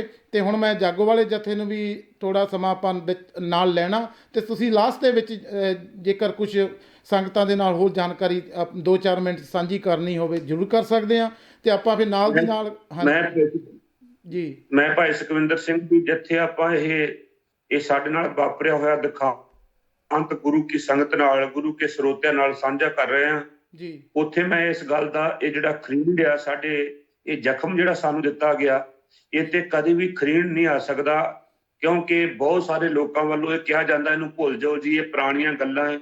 ਕਦੀ ਵੀ ਸਿੱਖ ਦਾ ਬੱਚਾ ਇਹਨੂੰ ਭੁੱਲ ਨਹੀਂ ਸਕੇਗਾ, ਕਿਉਂਕਿ ਇਹ ਜ਼ਖਮ ਐਸਾ ਆ ਜਦੋਂ ਵੀ ਇਹ ਦਿਨ ਆਉਂਦੇ ਨੇ ਜਥੇ ਸਦਾ ਤਾਜ਼ਾ ਰਹਿੰਦਾ ਹੈ। ਜਦੋਂ ਵੀ ਇਹ ਦਿਨ ਚ ਆ ਜਾਂਦੇ ਨੇ ਜੂਨ ਦੇ, ਇਹ ਮੁੜ ਕੇ ਇਹ ਜ਼ਖਮ ਸਾਡੇ ਅੰਦਰ ਪੁਨਰਪ ਹੋ ਜਾਂਦੇ ਨੇ। ਦੂਸਰੀ ਮੈਂ ਬੇਨਤੀ ਨਾਲ ਕਰ ਦੇਵਾਂ, ਜਿਵੇਂ ਆਪ ਜੀ ਨੇ ਕਿਹਾ ਕਿ ਉੱਥੇ ਕਿਉਂ ਬੈਠੇ, ਸ੍ਰੀ ਅਕਾਲ ਤਖਤ ਸਾਹਿਬ ਜੀ ਸ੍ਰੀ ਹਰਿਮੰਦਰ ਸਾਹਿਬ ਜੀ ਦੇ ਚਰਨਾਂ ਦੇ ਵਿੱਚ ਆ ਜੀ। ਇਹ ਸ੍ਰੀ ਅਕਾਲ ਤਖਤ ਸਾਹਿਬ ਸ੍ਰੀ ਹਰਿਮੰਦਰ ਸਾਹਿਬ ਦੇ ਚਰਨਾਂ ਦੇ ਵਿੱਚ ਆ। ਤੁਸੀਂ ਧਿਆਨ ਨਾਲ ਦੇਖੋਗੇ ਤੇ ਇਹ ਝੁਕਿਆ ਹੋਇਆ ਵਾ ਸ੍ਰੀ ਹਰਿਮੰਦਰ ਸਾਹਿਬ ਦੇ ਵੱਲ ਨੂੰ ਜੀ। ਜਦੋਂ ਪੰਜੇ ਗੁਰੂ ਕੇ ਸਿੱਖ ਇਹ ਭਗਤੀ ਮੋਰੇ ਝੁਕੀ ਹੋਈ ਹੈ ਸ਼ਕਤੀ, ਤੇ ਭਗਤੀ ਵਾਲਾ ਜਦੋਂ ਭਗਤੀ ਕਰਕੇ ਉਹਨੂੰ ਸ਼ਕਤੀ ਪ੍ਰਾਪਤ ਹੁੰਦੀ ਆ ਤੇ ਉਹ ਸ਼ਕਤੀ ਫਿਰ ਪਾਪ ਦੇ ਨਾਸ਼ ਕਰਨ ਵਾਸਤੇ ਲਾਈ ਜਾਂਦੀ ਹੈ ਜੀ। ਕਿਉਂਕਿ ਜਦੋਂ ਗੁਰੂ ਕੇ ਸਿੱਖ, ਪੰਜੇ ਗੁਰੂ ਕੇ ਸਿੱਖ ਲਾਹੌਰ ਤੋਂ ਆਏ ਸਨ ਤਾਂ ਮਹਾਰਾਜ ਉਦੋਂ ਜਿਹੜੀ 68 ਥੜਾ ਆ ਜਿੱਥੇ ਗੁਰੂ ਪੰਚਮ ਪਾਤਸ਼ਾਹ ਜੀ ਨੇ ਬੀੜਵੀ ਲਿਖਵਾਈ ਹਜ਼ੂਰੀ, ਉੱਥੇ ਬੈਠੇ ਸਨ ਤੇ ਬੜੇ ਪਿਆਰ ਨਾਲ ਪਾਤਸ਼ਾਹ ਜੀ ਨੇ ਪੁੱਛਿਆ ਸੀ, ਭਾਈ ਪ੍ਰਾਣਾ ਜੀ, ਭਾਈ ਜੇਠਾ ਜੀ, ਭਾਈ ਲਗਾ ਜੀ, ਬਾਬਾ ਬਿਧੀ ਚੰਦ ਸਾਹਿਬ ਜੀ, ਮੇਰੇ ਬਾਪੂ ਜੀ ਕਿੱਥੇ ਨੇ? ਤਾਂ ਕਿਸੇ ਸਿੱਖ ਦੀ ਜ਼ਰੂਰਤ ਨਹੀਂ ਸੀ ਉਹ ਦੱਸ ਸਕੇ, ਸਾਰਿਆਂ ਦੇ ਗਲੇ ਰੁਕ ਗਏ ਸਨ। ਤੇ ਬਾਬਾ ਪ੍ਰਾਣਾ ਜੀ ਨੇ ਬੜੇ ਜ਼ਰੂਰਤ ਨਾਲ ਹੌਸਲਾ ਕਰਦਿਆਂ ਕਿਹਾ, ਪਾਤਸ਼ਾਹ ਆਪ ਜੀ ਦੇ ਪਿਤਾ ਜੀ ਸ਼ਹੀਦੀ ਜਾਮਾ ਪੀ ਗਏ ਨੇ ਜੀ। ਤਾਂ ਉਸ ਵੇਲੇ ਸਤਿਗੁਰੂ ਸਾਹਿਬ ਜੀ ਕੁਝ ਸਮਾਂ ਖਾਮੋਸ਼ ਰਹੇ। ਉਸ ਵੇਲੇ ਬਾਬਾ ਬੁੱਢਾ ਸਾਹਿਬ ਜੀ ਨੂੰ ਆਪਣੇ ਘਰ ਭੇਜ ਕੇ ਸਾਰਿਆਂ ਨੂੰ ਗੁਰਮਤ ਦ੍ਰਿੜ ਕਰਵਾਈ ਤੇ ਇਸੇ ਤਖਤ ਉੱਤੇ ਸੱਚੇ ਪਾਤਸ਼ਾਹ ਜੀ ਨੇ ਬੈਠ ਕੇ ਜਦੋਂ 2 ਤਲਵਾਰਾਂ ਪਾਈਆਂ, ਉਦੋਂ ਹਜ਼ੂਰ ਨੇ ਲਲਕਾਰ ਕੇ ਭਾਈ ਕਲਿਆਣੇ ਨੂੰ ਕਿਹਾ ਸੀ, ਭਾਈ ਕਲਿਆਣਾ ਜੀ, ਤੁਸੀਂ ਮੇਰੇ ਪਿਤਾ ਜੀ ਦਾ ਅੱਖੀਂ ਡਿੱਠਿਆ ਹਾਲ ਦੇਖਿਆ, ਜਿਹੜਾ ਕਿ ਮੈਨੂੰ ਸ਼ਹੀਦੀ ਸੁਣਾਓ। ਜਦੋਂ ਸੰਗਤਾਂ ਵਿੱਚ ਨਿਰਾਸ਼ਾ ਦੇਖੀ, ਕਿਉਂਕਿ ਭਾਈ ਸਾਹਿਬ ਜੀ ਸ਼ਹੀਦੀ ਸੁਣਾ ਰਹੇ ਸਨ, ਇਸ ਪ੍ਰਕਾਰ ਉਹਨਾਂ ਨੂੰ ਉਬਲਦੀ ਦੇਗ ਚੋਂ ਬਾਲਿਆ ਗਿਆ, ਫਿਰ ਤੱਤਿਆ ਬਾਲੂ ਉਹਨਾਂ ਦੇ ਕੇਸਾਂ 'ਚ ਪਾਇਆ ਗਿਆ ਤੇ ਸਤਿਗੁਰੂ ਸਾਹਿਬ ਜੀ ਸੁਣਦੇ ਸੁਣਦੇ ਇੱਥੇ ਪਹੁੰਚ ਗਏ ਸੀ ਕਿ ਗੁਰੂ ਅਰਜਨ ਸਾਹਿਬ ਜੀ ਦੀਆਂ ਜਿਹੜੀਆਂ ਪਿੰਜੜੀਆਂ ਦਾ ਮਾਸ ਸੀ ਉਹ ਨੰਗਾ ਹੋ ਗਿਆ ਸੀ। ਸਤਿਗੁਰੂ ਇੱਕਦਮ ਉੱਠ ਕੇ ਖੜੇ ਹੋ ਗਏ ਸਨ, ਦੋਵੇਂ ਬਾਹਾਂ ਉਹਨਾਂ ਨੇ ਦੋਵੇਂ ਭੁਜਾਵਾਂ ਸ਼੍ਰੀ ਹਰਿਮੰਦਰ ਸਾਹਿਬ ਕੀਤੀਆਂ ਸਨ ਤੇ ਭਰਵੱਟੇ ਤੀਰ ਦੀ ਤਰ੍ਹਾਂ ਤਿੱਖੇ ਹੋ ਗਏ ਸਨ। ਉਸੇ ਵੇਲੇ ਸੰਗਤਾਂ ਵਿੱਚ ਜੁੱਟ ਭਰਦਿਆਂ ਕਿਹਾ, ਸੰਗਤ ਜੀ ਨਿਰਾਸ਼ ਹੋਣ ਦੀ ਲੋੜ ਨਹੀਂ, ਕਿਸੇ ਗੱਲੋਂ ਘਬਰਾਉਣ ਦੀ ਲੋੜ ਨਹੀਂ, ਮਨਿਊਸ ਹੋਣ ਦੀ ਲੋੜ ਨਹੀਂ। ਅਸੀਂ ਐਸੀ ਜੁਰਤ ਭਰਾਂਗੇ ਆਪਣੇ ਗੁਰੂ ਕੇ ਸਿੱਖਾਂ ਵਿੱਚ।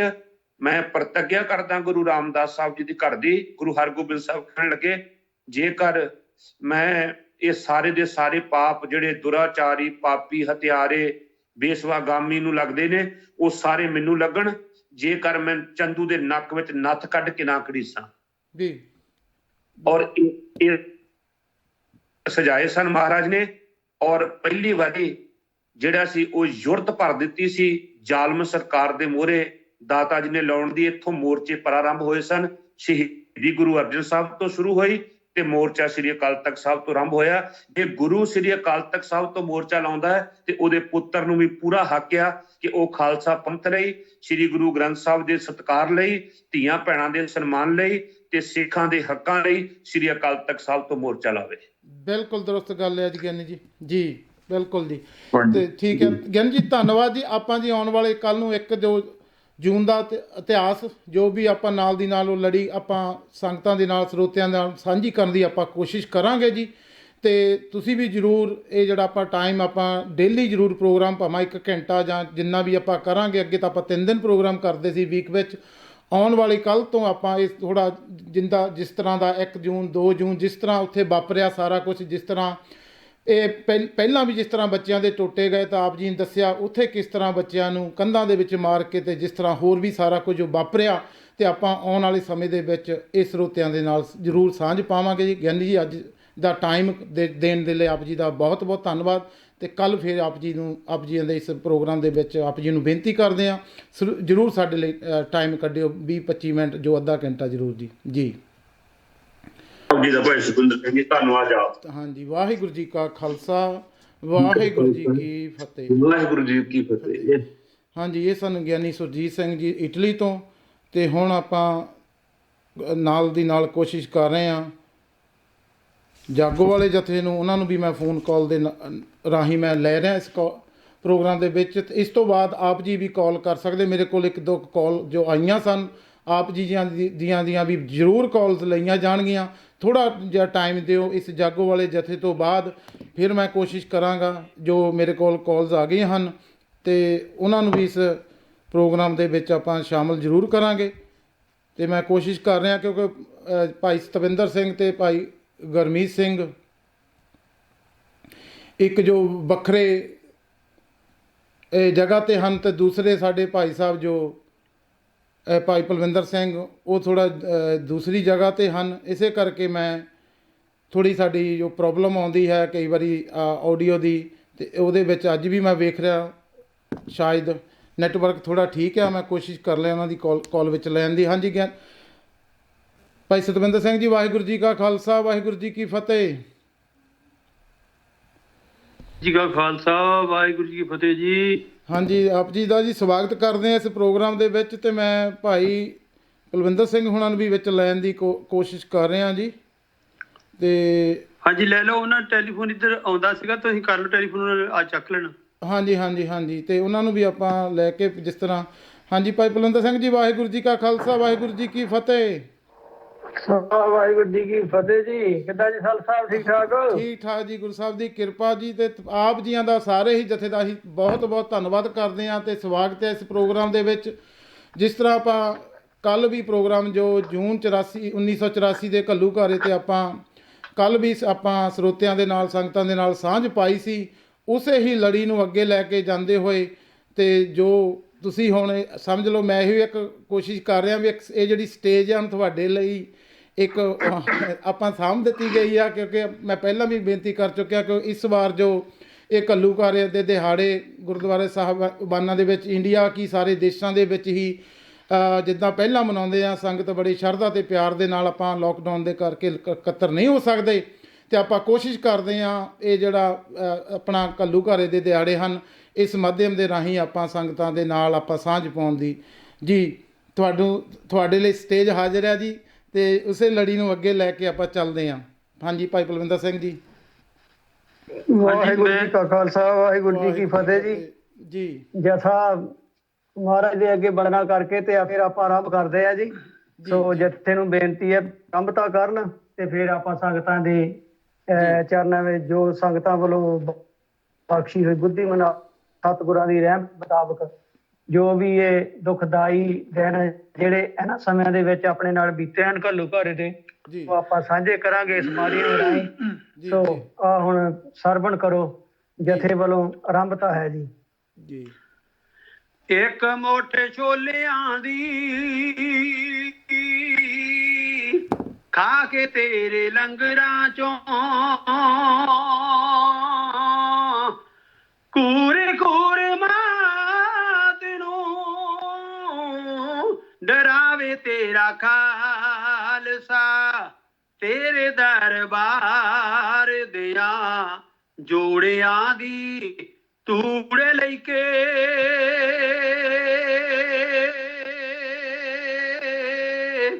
ਠੋਕਰਾਂ ਨੂੰ ਬਾਬਿਆਂ ਨੂੰ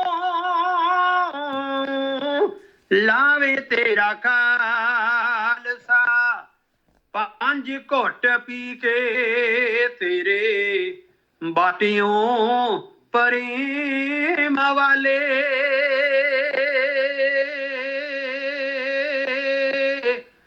ਮਸਤੇ ਹੋਏ ਹਾਥੀਆਂ ਨੂੰ ਆਵੇ ਤੇਰਾ ਖਾਲਸਾ, ਪਵੇ ਕਿਤੇ ਲੋੜ ਜੇ ਨਿਸ਼ਾਨਾ ਅਜਮਾਵੜੇ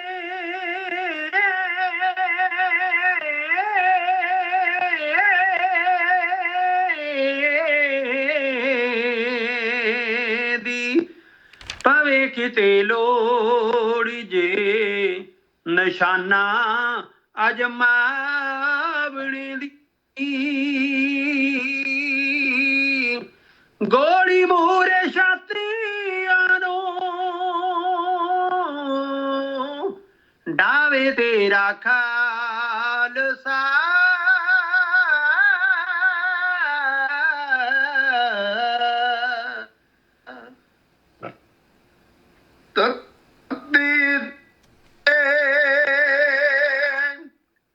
ਬੈਠ ਕੇ ਕਿਸੇ ਪੌਰੇ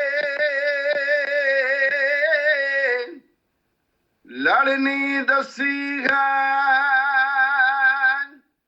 ਸਬਰ ਦੀ ਜੰਗ ਤੈਨੂੰ, ਆਸ਼ਕ ਕਿਸੇ ਨੇ ਚਾਂਦਨੀ ਚੌਂਕ ਅੰਦਰ ਮਰ ਕੇ ਦੱਸਿਆ ਜਿਉਣ ਦਾ ਢੰਗ ਤੈਨੂੰ ਮਸਤੀ ਲੱਦੀ ਨਾ ਤੇਰੀ ਮਸਤਾਨਿਆ ਵੇ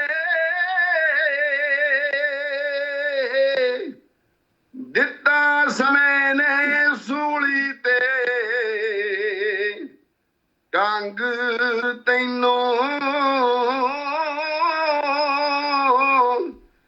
ਜੋ ਜੋ ਸੜੇ ਤੂੰ ਪੱਠੀਆਂ ਵਿੱਚ ਪੈ ਕੇ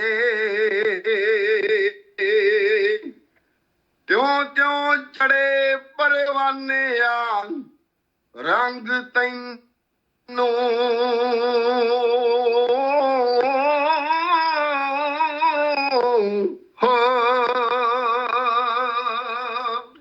ਜਦ ਵੀ ਧਰਮ ਦਾ ਕੀਤੇ ਵਿਰੋਧ ਹੋਇਆ ਜਾਨਾ ਹੱਸ ਕੇ ਵਾਰੀਆਂ ਖਾਲਸੇ ਨੇ ਗੁਰੂ ਗ੍ਰੰਥ ਤੇ ਪੰਥ ਦੀ ਸ਼ਾਨ ਬਦਲੇ ਦੇਹਾਂ ਫੇਰ ਹੀ ਧਾਰੀਆਂ ਖਾਲਸੇ ਨੇ ਤੇਗ ਸਿਦਕ ਤੇ ਅਨਕ ਦੀ ਲੈ ਗੁੜਤੀ ਦੇਹਾਂ ਫੇਰ ਹੀ ਧਾਰੀਆਂ ਖਾਲਸੇ ਨੇ ਮੌਤ ਖਾਲਸੇ ਤੋਂ ਜੀਵਨ ਮੰਗਦੀ ਹੈ ਤੇਗਾ ਮੌਤ ਨੂੰ ਮਾਰੀਆਂ ਖਾਲਸੇ ਨੇ ਜਦ ਵੀ ਧਰਮੋਂ ਦਾ ਕੀਤੇ ਵਿਰੋਧ ਹੋਇਆ ਜਦ ਵੀ ਧਰਮੋਂ ਦਾ ਕੀਤੇ ਵਿਰੋਧ ਹੋਇਆ ਜਾਨਾ ਹੱਸ ਕੇ ਵਾਰੀਆਂ ਖਾਲਸੇ ਨੇ ਗੁਰੂ ਗ੍ਰੰਥ ਤੇ ਪੰਥ ਦੀ ਸ਼ਾਨ ਬਦਲੇ ਲਾਈਆਂ ਅਰਸ਼ ਉਡਾਰੀਆਂ ਖਾਲਸੇ ਨੇ ਤੇਗ ਸਿਦਕ ਤੇ ਅਨਕ ਦੀ ਲੈ ਗੁੜਤੀ ਦੇਗਾ ਫੇਰ ਹੀ ਧਾਰੀਆਂ ਖਾਲਸੇ ਨੇ ਮੌਤ ਖਾਲਸੇ ਤੋਂ ਜੀਵਨ ਮੰਗਦੀ ਹੈ ਤੇਗਾ ਮੌਤ ਨੂੰ ਮਾਰੀਆਂ ਖਾਲਸੇ ਨੇ ਫੇਰ ਜਿਉਣਾ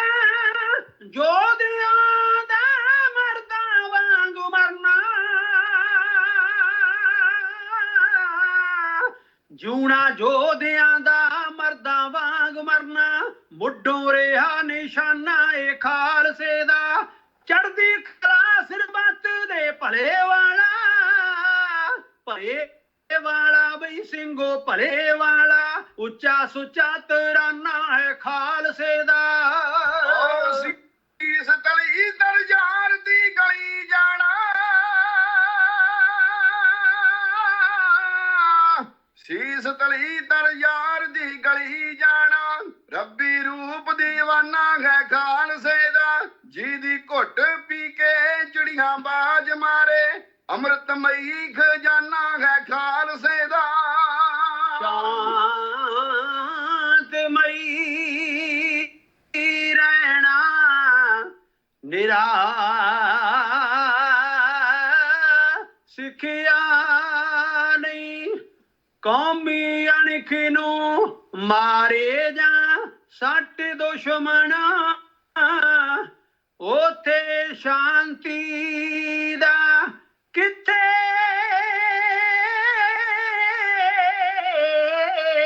ਫਿਰ ਜਾਪ ਹੁੰਦਾ ਉਸ ਵੇਲੇ ਕੋਈ ਜੰਮਦਾ ਸ਼ੇਰ ਨਲੂਆ ਉਸ ਵੇਲੇ ਕੋਈ ਪੈਦਾ ਪ੍ਰਤਾਪ ਹੁੰਦਾ ਕੌਮਾਂ ਵਾਸਤੇ ਮਰਨ ਦਾ ਪਾਕ ਜਜ਼ਬਾ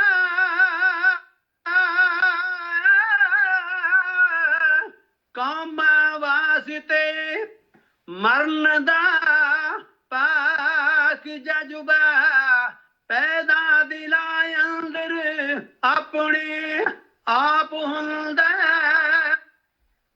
ਕਿਉਂਕਿ ਧਰਮ ਵਾਸਤੇ ਮਰਨਾ ਹੈ ਪਾਕ ਹੁੰਦਾ ਧਰਮ ਵਾਸਤੇ ਮਰਨਾ ਹੈ ਪਾਕ ਹੁੰਦਾ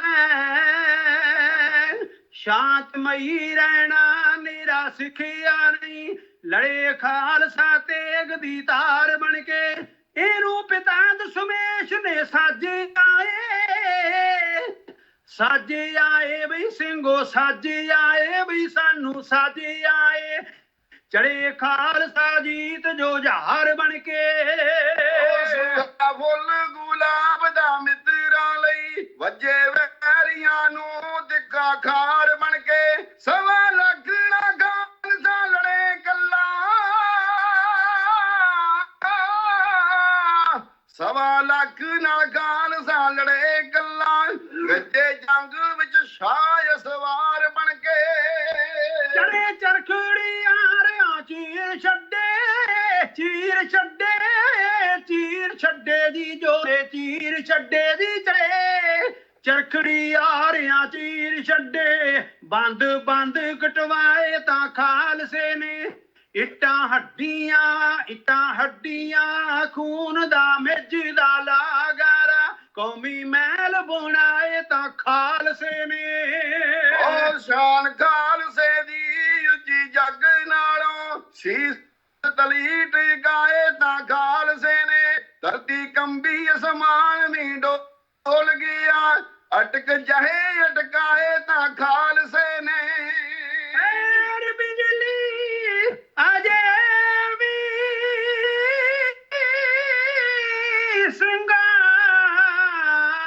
ਦੀ ਤੇਗ ਅੰਦਰ ਉਹ ਬਿਜਲੀ ਅਜੇ ਵੀ ਸਿੰਘਾਂ ਦੀ ਤੇਗ ਅੰਦਰ ਅਣਖੀ ਅਜੇ ਵੀ ਖੰਡਾ ਹੈ ਖਾਲਸੇ ਦਾ ਧਰਤੀ ਪੂਜਦੀ ਅਰਸ਼ ਵੀ ਕਰੇ ਸਜਦਾ ਕਰੇ ਸਜਦਾ ਵੀ ਇਹਨੂੰ ਕਰੇ ਸਜਦਾ ਉੱਚਾ ਝੋਲੇ ਦਾ ਝੰਡਾ ਹੈ ਖਾਲਸੇ ਦਾ ਜਿੱਥੇ ਸੱਚ ਤੇ ਝੂਠ ਦੀ ਪਰਖ ਹੋਵੇ ਬੋਲ ਤੋਲ ਦਾ ਗੰਡਾ ਹੈ ਖਾਲਸੇ ਦਾ ਜਿਹਦੀ ਲੋਹ ਤੋਂ ਜੱਗ ਨੂੰ ਮਿਲੇ ਚਾਨਣ ਉੱਚਾ ਝੋਲੇ ਦਾ ਝੰਡਾ ਹੈ ਖਾਲਸੇ ਦਾ ਉੱਚਾ ਝੋਲੇ ਦਾ ਝੰਡਾ ਹੈ ਖਾਲਸੇ ਦਾ ਉੱਚਾ ਝੋਲੇ ਦਾ ਝੰਡਾ ਹੈ ਖਾਲਸੇ ਦਾ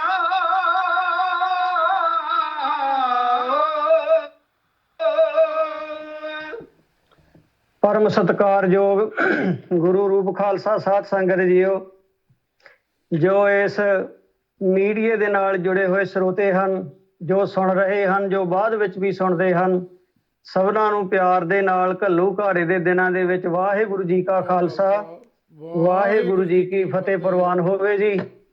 ਜੋ ਕੱਲ ਦਾ ਆਪਾਂ ਪ੍ਰੋਗਰਾਮ ਸੱਲ ਸਾਹਿਬ ਹੁਣਾਂ ਦੇ ਇਸ ਬਣਾਏ ਹੋਏ ਬੇਸ ਤੋਂ ਸ਼ੁਰੂ ਕੀਤਾ ਸੀ, ਉੱਥੋਂ ਆਪਾਂ ਕੱਲ ਇੱਥੇ ਤੱਕ ਪਹੁੰਚੇ ਸੀ ਕਿ ਜਿਸ ਵੇਲੇ ਇਹ ਘੱਲੂ ਘਾਰਾ ਵਾਪਰਨ ਵਾਸਤੇ ਇਹ ਘਟਨਾ ਨੂੰ ਘਟਾਉਣ ਵਾਸਤੇ ਜਿਸ ਵੇਲੇ ਗੁਰਚਰਨ ਸਕੱਤਰ ਨੇ ਪ੍ਰਧਾਨ ਮੰਤਰੀ ਇੰਦਰਾ ਗਾਂਧੀ ਨੂੰ ਚਿੱਠੀ ਲਿਖੀ ਕਿ ਹੁਣ ਸੰਤ ਜਰਨੈਲ ਸਿੰਘ ਖਾਲਸਾ ਭਿੰਡਰਾਂਵਾਲਾ ਤੇ ਉਹਦੇ ਕੁਝ ਕੁ ਸਾਥੀ, ਬਾਕੀ ਦੇ ਬੰਦੇ ਕਹਿੰਦਾ ਸਾਰੇ ਸਾਡੇ ਨਾਲ ਸਹਿਮਤ ਹਨ, ਪਰ ਕੁਝ ਕੁ ਬੰਦੇ ਜਿਹੜੇ ਹਨ ਉਹ ਕੁਛ ਇਹਨਾਂ ਦੇ ਨਾਲ ਦੇ ਜਿਹੜੇ ਹਨ ਉਹਨਾਂ ਨੂੰ ਛੱਡ ਕੇ ਬਾਕੀ ਸਾਰੇ ਅਸੀਂ ਕਾਬੂ ਕੀਤੇ ਹਨ, ਪਰ ਇਹਨਾਂ ਉੱਤੇ ਹੁਣ ਹੋਰ ਇਹਨਾਂ ਨੂੰ ਹੱਥ ਪਾਉਣ ਵਾਸਤੇ ਸਾਡੀ ਆਪਣੀ ਜਾਨ ਨੂੰ ਖਤਰਾ ਹੈ। ਉਹ ਚਿੱਠੀ ਦਿੱਲੀ ਪਹੁੰਚੀ ਤੇ ਦਿੱਲੀ ਦੇ ਵਿੱਚ ਇੰਦਰਾ ਗਾਂਧੀ ਨੇ ਆਪਣੇ ਮੰਤਰੀ ਮੰਡਲ ਦੇ ਵਿੱਚ ਉਹ ਚਿੱਠੀ ਪੜ੍ਹ ਕੇ ਸੁਣਾਈ। ਗਿਣੀ ਮਿਥੀ ਸਾਜ਼ਿਸ਼ ਸੀ, ਪਰ ਜਿਹੜੇ ਇੰਦਰਾ ਗਾਂਧੀ ਦੇ ਵਿਰੋਧੀ ਵੀ ਸਨ, ਕਿਉਂਕਿ ਸਦਾ ਹੀ ਧੜਿਆਂ ਦੇ ਵਿੱਚ ਧੜੇ ਹੁੰਦੇ ਹਨ, ਸਰਕਾਰਾਂ ਦੀਆਂ ਦੋ ਪਾਰਟੀਆਂ ਹੁੰਦੀਆਂ ਹਨ ਜਿਹੜੀਆਂ ਕਿ ਅੱਜ ਕੱਲ੍ਹ ਆਮ ਵੋਟਾਂ ਦੇ ਨਾਲ ਸਰਕਾਰਾਂ ਚੁਣੀਆਂ ਜਾਂਦੀਆਂ ਹਨ, ਉਹਦੇ ਦੋ ਹੀ ਧੜੇ ਹੁੰਦੇ ਹਨ। ਇਹ ਕਹਿੰਦੇ ਹੈਗੇ ਆ ਵੀ ਜਿਹੜੀ ਆ ਵੋਟਿੰਗ ਸਿਸਟਮ ਹੈ ਉਹ ਜਿਹੜਾ ਹੈ ਸਾਰਿਆਂ ਨੂੰ ਬਰਾਬਰਤਾ ਮਿਲਦੀ ਹੈ, ਸਾਰਿਆਂ ਨੂੰ ਹੱਕ ਮਿਲਦਾ, ਹੱਕ ਕੋਈ ਨਹੀਂ ਇਹਦੇ ਵਿੱਚ। ਇਹ ਬਹੁਤ ਵੱਡਾ ਧੋਖਾ ਆ। ਇਹ 100 ਦੇ ਵਿੱਚੋਂ ਇੱਕ ਪਾਸੇ 51 ਹੋਣ ਤੇ 49 ਦੀ ਕੋਈ ਵੀ ਗੱਲ ਦੇ ਚੋਂ ਇੱਕ ਵੀ ਗੱਲ ਮੰਨੀ ਨਹੀਂ ਜਾਣੀ। ਜਿਹੜੀ ਬਰਾਬਰਤਾ ਆ ਉਹ ਗੁਰੂ ਗੋਬਿੰਦ ਸਿੰਘ ਸਾਹਿਬ ਨੇ ਤੇ ਗੁਰੂ ਨਾਨਕ ਦੇ ਪਾਤਸ਼ਾਹ ਮਹਾਰਾਜ ਨੇ ਸਿੱਖੀ ਨੇ ਬਖਸ਼ੀ ਆ ਕਿ ਹਰੇਕ ਨੂੰ ਹੱਕ, ਕੱਲੇ ਕੱਲੇ ਨੂੰ ਹੱਕ। ਜੀ ਜੀ 90,000 ਦੇ ਇਕੱਠ ਵਿੱਚੋਂ ਇੱਕ ਨੂੰ ਹੱਕ ਦਿੱਤਾ ਵੀ ਪਿਆਰਾ ਬਣਨ ਵਾਸਤੇ। ਇੱਕ ਹੱਕ। ਉੱਥੇ ਇਹ ਨਹੀਂ ਸੀ ਵੀ ਜਿਹੜੇ ਬਾਹਲੇ ਬੰਦੇ ਆ ਉਹ ਆਪਣਾ ਪਿਆਰਾ ਪਾ ਲਓ ਤੇ ਬਾਕੀ ਦੇ ਰਹਿ ਜਾਓ, ਜਿੱਦਾਂ ਅੱਜ ਕੰਮ ਚੱਲਦਾ ਹੈ ਨਾ। ਇਸ ਵਾਸਤੇ ਜੇ ਬਰਾਬਰਤਾ ਦਿੱਤੀ ਹੈ ਤੇ ਉਹ ਗੁਰੂ ਨਾਨਕ ਪਾਤਸ਼ਾਹ ਦੇ ਘਰ ਨੇ ਦਿੱਤੀ ਹੈ, ਅੱਜ ਤੱਕ ਹੈ ਉਹ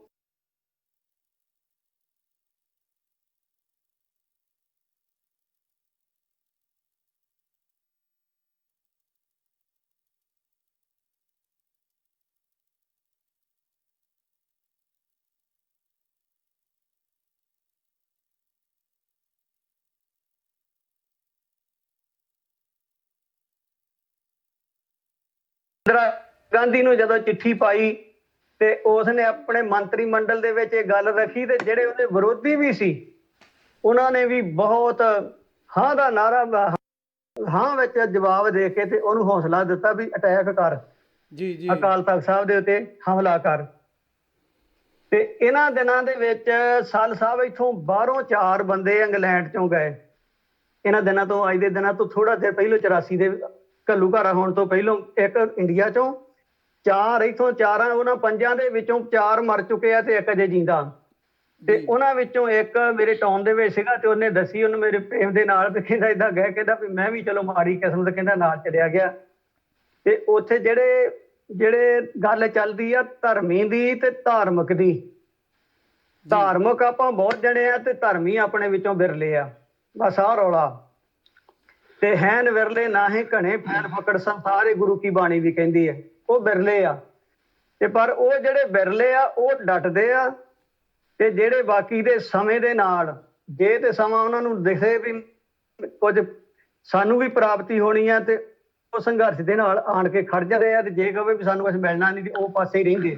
ਸੋ ਇਹ ਸਦਾ ਹੀ ਚੱਲਦੀਆਂ ਆਈਆਂ ਹਨ। ਸੋ ਇਹਨਾਂ ਦਿਨਾਂ ਦੇ ਵਿੱਚ ਉਹ ਜਦੋਂ ਗਏ ਤੇ ਇੰਦਰਾ ਗਾਂਧੀ ਨਾਲ ਗੱਲਬਾਤ ਹੋਈ, ਉਹ ਕਹਿਣ ਲੱਗੀ ਤੂੰ ਗਾਲੀਆਂ ਨਾਲ ਸਮਝੌਤਾ ਕਰ ਲਾ। ਉਹ ਕਹਿੰਦੀ ਵੀ ਚਲੋ ਗੱਲਬਾਤ ਤਾਂ ਹੋ ਸਕਦੀ ਆ। ਤੇ ਉਹਨੇ ਸਿੱਧੀ ਗੱਲ ਹੀ ਕਹੀ, ਉਹ ਕਹਿੰਦੀ ਵੀ ਭਿੰਡਰਾਂਵਾਲੇ ਦਾ ਕੀ ਬਣੂਗਾ ਜੀ। ਤੇ ਉਹ ਬੰਦੇ ਦੇ ਆਪਣੀ ਜ਼ਬਾਨ ਤੋਂ ਕਹੀ ਹੋਈ ਗੱਲ ਮੇਰੇ ਕੰਨਾਂ ਵਿੱਚ ਅੱਜ ਵੀ ਗੂੰਜਦੀ ਆ। ਉਹ ਕਹਿੰਦਾ ਵੀ ਉਹਨਾਂ 4 ਨੇ ਕਿਹਾ ਵੀ ਤੂੰ ਭਿੰਡਰਾਂਵਾਲੇ ਨੂੰ ਫਿਰ ਤੂੰ ਆਪੇ ਸਾਂਭਦੇ। ਕਹਿੰਦੀ ਬਾਹਰਲੇ ਸਿੱਖਾਂ ਦਾ ਕੀ ਬਣੂਗਾ? ਉਹ ਕਹਿੰਦੇ ਬਾਹਰਲੇ ਸਿੱਖਾਂ ਨੂੰ ਅਸੀਂ ਸਾਂਭ ਲਵਾਂਗੇ। ਇੱਥੋਂ ਤੱਕ ਬੇਈਮਾਨੀ ਲੋਕ ਕਰਦੇ ਆ ਧਰਮੀ ਬੰਦਿਆਂ ਦੇ ਨਾਲ। ਧਾਰਮਿਕ ਬੰਦੇ ਜਿਹੜੇ ਦੇਖਣ ਨੂੰ ਧਰਮੀ ਲੱਗਦੇ ਹੁੰਦੇ, ਧਾਰਮਿਕ ਆ ਉਹ। ਤੇ ਧਰਮੀ ਦਾ ਤੇ ਧਾਰਮਿਕ ਦਾ ਆਪਾਂ ਫਰਕ ਤੁਹਾਨੂੰ ਥੋੜਾ ਜਿਹਾ ਦੱਸ ਦਿੰਦੇ ਆਪਣੀ ਬੁੱਧੀ ਮੁਤਾਬਕ, ਜੋ ਮਹਾਂਪੁਰਖਾਂ ਤੋਂ, ਜੋ ਸਾਧੂਆਂ ਤੋਂ, ਗੁਰਮੁਖਾਂ ਤੋਂ ਜੋ ਵਿਚਾਰਾਂ ਸੁਣੀਆਂ ਉਹਨਾਂ ਮੁਤਾਬਕ। ਜਿਹੜਾ ਧਰਮੀ ਬੰਦਾ ਆ ਉਹ ਜੇ ਧਰਮ ਨੂੰ ਲੋੜ ਪਵੇ ਤੇ ਸੀਸ ਵਾਰ ਦਿੰਦਾ, ਤੇ ਜਿਹੜਾ ਧਾਰਮਿਕ ਆ ਉਹ ਜੇ ਲੋੜ ਪਵੇ ਉਹਨੂੰ ਤੇ ਧਰਮ ਨੂੰ ਵਾਰ ਦਿੰਦਾ, ਕੁਰਬਾਨ ਕਰ ਦਿੰਦੇ ਆ। ਧਰਮ ਨੂੰ ਕੀਤਾ ਆ ਅੱਜ ਆਪਣੇ ਸਾਹਮਣੇ ਆ, ਚਲੋ ਆਪਾਂ ਸਮਝੀਏ ਨਾ ਸਮਝੀਏ ਉਹ ਆਪਣੀ ਮਾੜੀ ਕਿਸਮਤ ਹੈ। ਸੋ ਇਸ ਵਾਸਤੇ ਉਹਨਾਂ ਧਾਰਮਿਕ ਬੰਦਿਆਂ ਨੇ ਕਿਹਾ ਵੀ ਧਰਮੀ ਸੰਤ ਜਰਨੈਲ ਸਿੰਘ ਖਾਲਸਾ ਉਹਨੂੰ ਫਿਰ ਤੂੰ ਪਾਸੇ ਕਰਦੀ, ਉਹਨੂੰ ਪਾਸੇ ਲਾ ਤੇ ਗਾਲੀਆਂ ਦੇ ਨਾਲ ਸਾਡੇ ਨਾਲ ਗੱਲਬਾਤ ਇਹੋ ਸੀਗੀ ਵੀ ਰਾਜ ਜਿਹੜਾ ਉੱਥੇ ਦਾ ਸਾਨੂੰ ਦੇ ਦਿਓ, ਤੁਸੀਂ ਜਿੱਦਾਂ ਤੁਸੀਂ ਕਹੋਗੇ ਅਸੀਂ ਚੱਲਾਂਗੇ। ਰਾਜੀਵ ਗਾਂਧੀ ਦੇ ਨਾਲ ਲੌਂਗੋਵਾਲ ਦਾ ਸਮਝੌਤੇ 'ਚ ਇਹੋ ਹੀ ਸੀ ਜੀ। ਜਿਹੜਾ ਕਪੂਰੀ ਨਹਿਰ ਰੋਕਦੇ ਸੀ ਉਹ ਐਨ ਕਰਕੇ ਆਏ, ਕਹਿੰਦੇ ਪੱਟ ਕੇ ਅਸੀਂ ਦੇਵਾਂਗੇ ਤੇ ਵਜ਼ਾਰਤ ਸਾਡੀ ਬਣਾ ਦਿਓ। ਇਹੋ ਹੀ ਆ ਨਾ, ਅੱਜ ਤੱਕ ਬਾਅਦ ਆਈਆਂ ਗੱਲਾਂ। ਸੋ ਇਸ ਵਾਸਤੇ ਇਹ ਧਰਮੀ ਤੇ ਧਾਰਮਿਕ ਦਾ ਫਰਕ ਹੋਇਆ ਕਰਦਾ ਹੈ। ਸੋ ਉਹਨਾਂ ਮਨੁੱਖਾਂ ਨੇ ਕਿਹਾ ਵੀ ਭਿੰਡਰਾਂਵਾਲੇ ਨੂੰ ਫਿਰ ਤੂੰ ਸਾਂਭ ਦੇਈਂ, ਬਾਹਰਲੇ ਸਿੱਖਾਂ ਨੂੰ ਅਸੀਂ ਕਹਿੰਦੇ ਆਪ ਸਾਂਭਣਾ, ਕਿਉਂਕਿ ਬਹੁਤ ਵੱਡੀ ਪਲਾਨ ਸੀ ਸਰ ਸਾਹਿਬ ਇਹ ਜਿਹੜੀਆਂ ਗੱਲਾਂ। ਕਿਉਂਕਿ ਐਵੇਂ ਕਹੀਏ ਵੀ ਮੈਂ ਕੋਈ ਕਹਿ ਸਕਦਾ ਜਾਂ ਤੁਸੀਂ ਕਰ ਸਕਦੇ ਨਹੀਂ, ਆਪਣੇ ਗੱਲ ਬਸ ਤੋਂ ਇਹ ਬਹੁਤ ਬਾਹਰੀ ਆ ਗੱਲ। ਆਪਾਂ ਤੇ ਇੱਕ ਹਾਰਾ ਨਾਰਾ ਮਾਰ ਸਕਦੇ ਹਾਂ ਧਰਮੀਆਂ ਵਾਸਤੇ, ਜੋ ਆਪਣਾ ਫਰਜ਼ ਬਣਦਾ ਤੁਸੀਂ ਕਰ ਰਹੇ ਆ, ਇਹ ਹੀ ਕਰ ਸਕਦੇ ਆ। ਬਾਕੀ ਨਹੀਂ ਜਦੋਂ ਸਾਰਾ ਹੀ ਮੀਡੀਆ ਉਹਨਾਂ ਦੇ ਕੰਟਰੋਲ 'ਚ, ਸਾਰੇ ਪੇਪਰ, ਰੇਡੀਓ ਸਟੇਸ਼ਨ ਤੇ ਟੈਲੀਵਿਜ਼ਨ ਸਰਕਾਰ ਦੇ ਅੰਡਰ ਕੰਟਰੋਲ ਉਦੋਂ ਵੀ ਸੀ ਤੇ ਅੱਜ ਵੀ ਆ।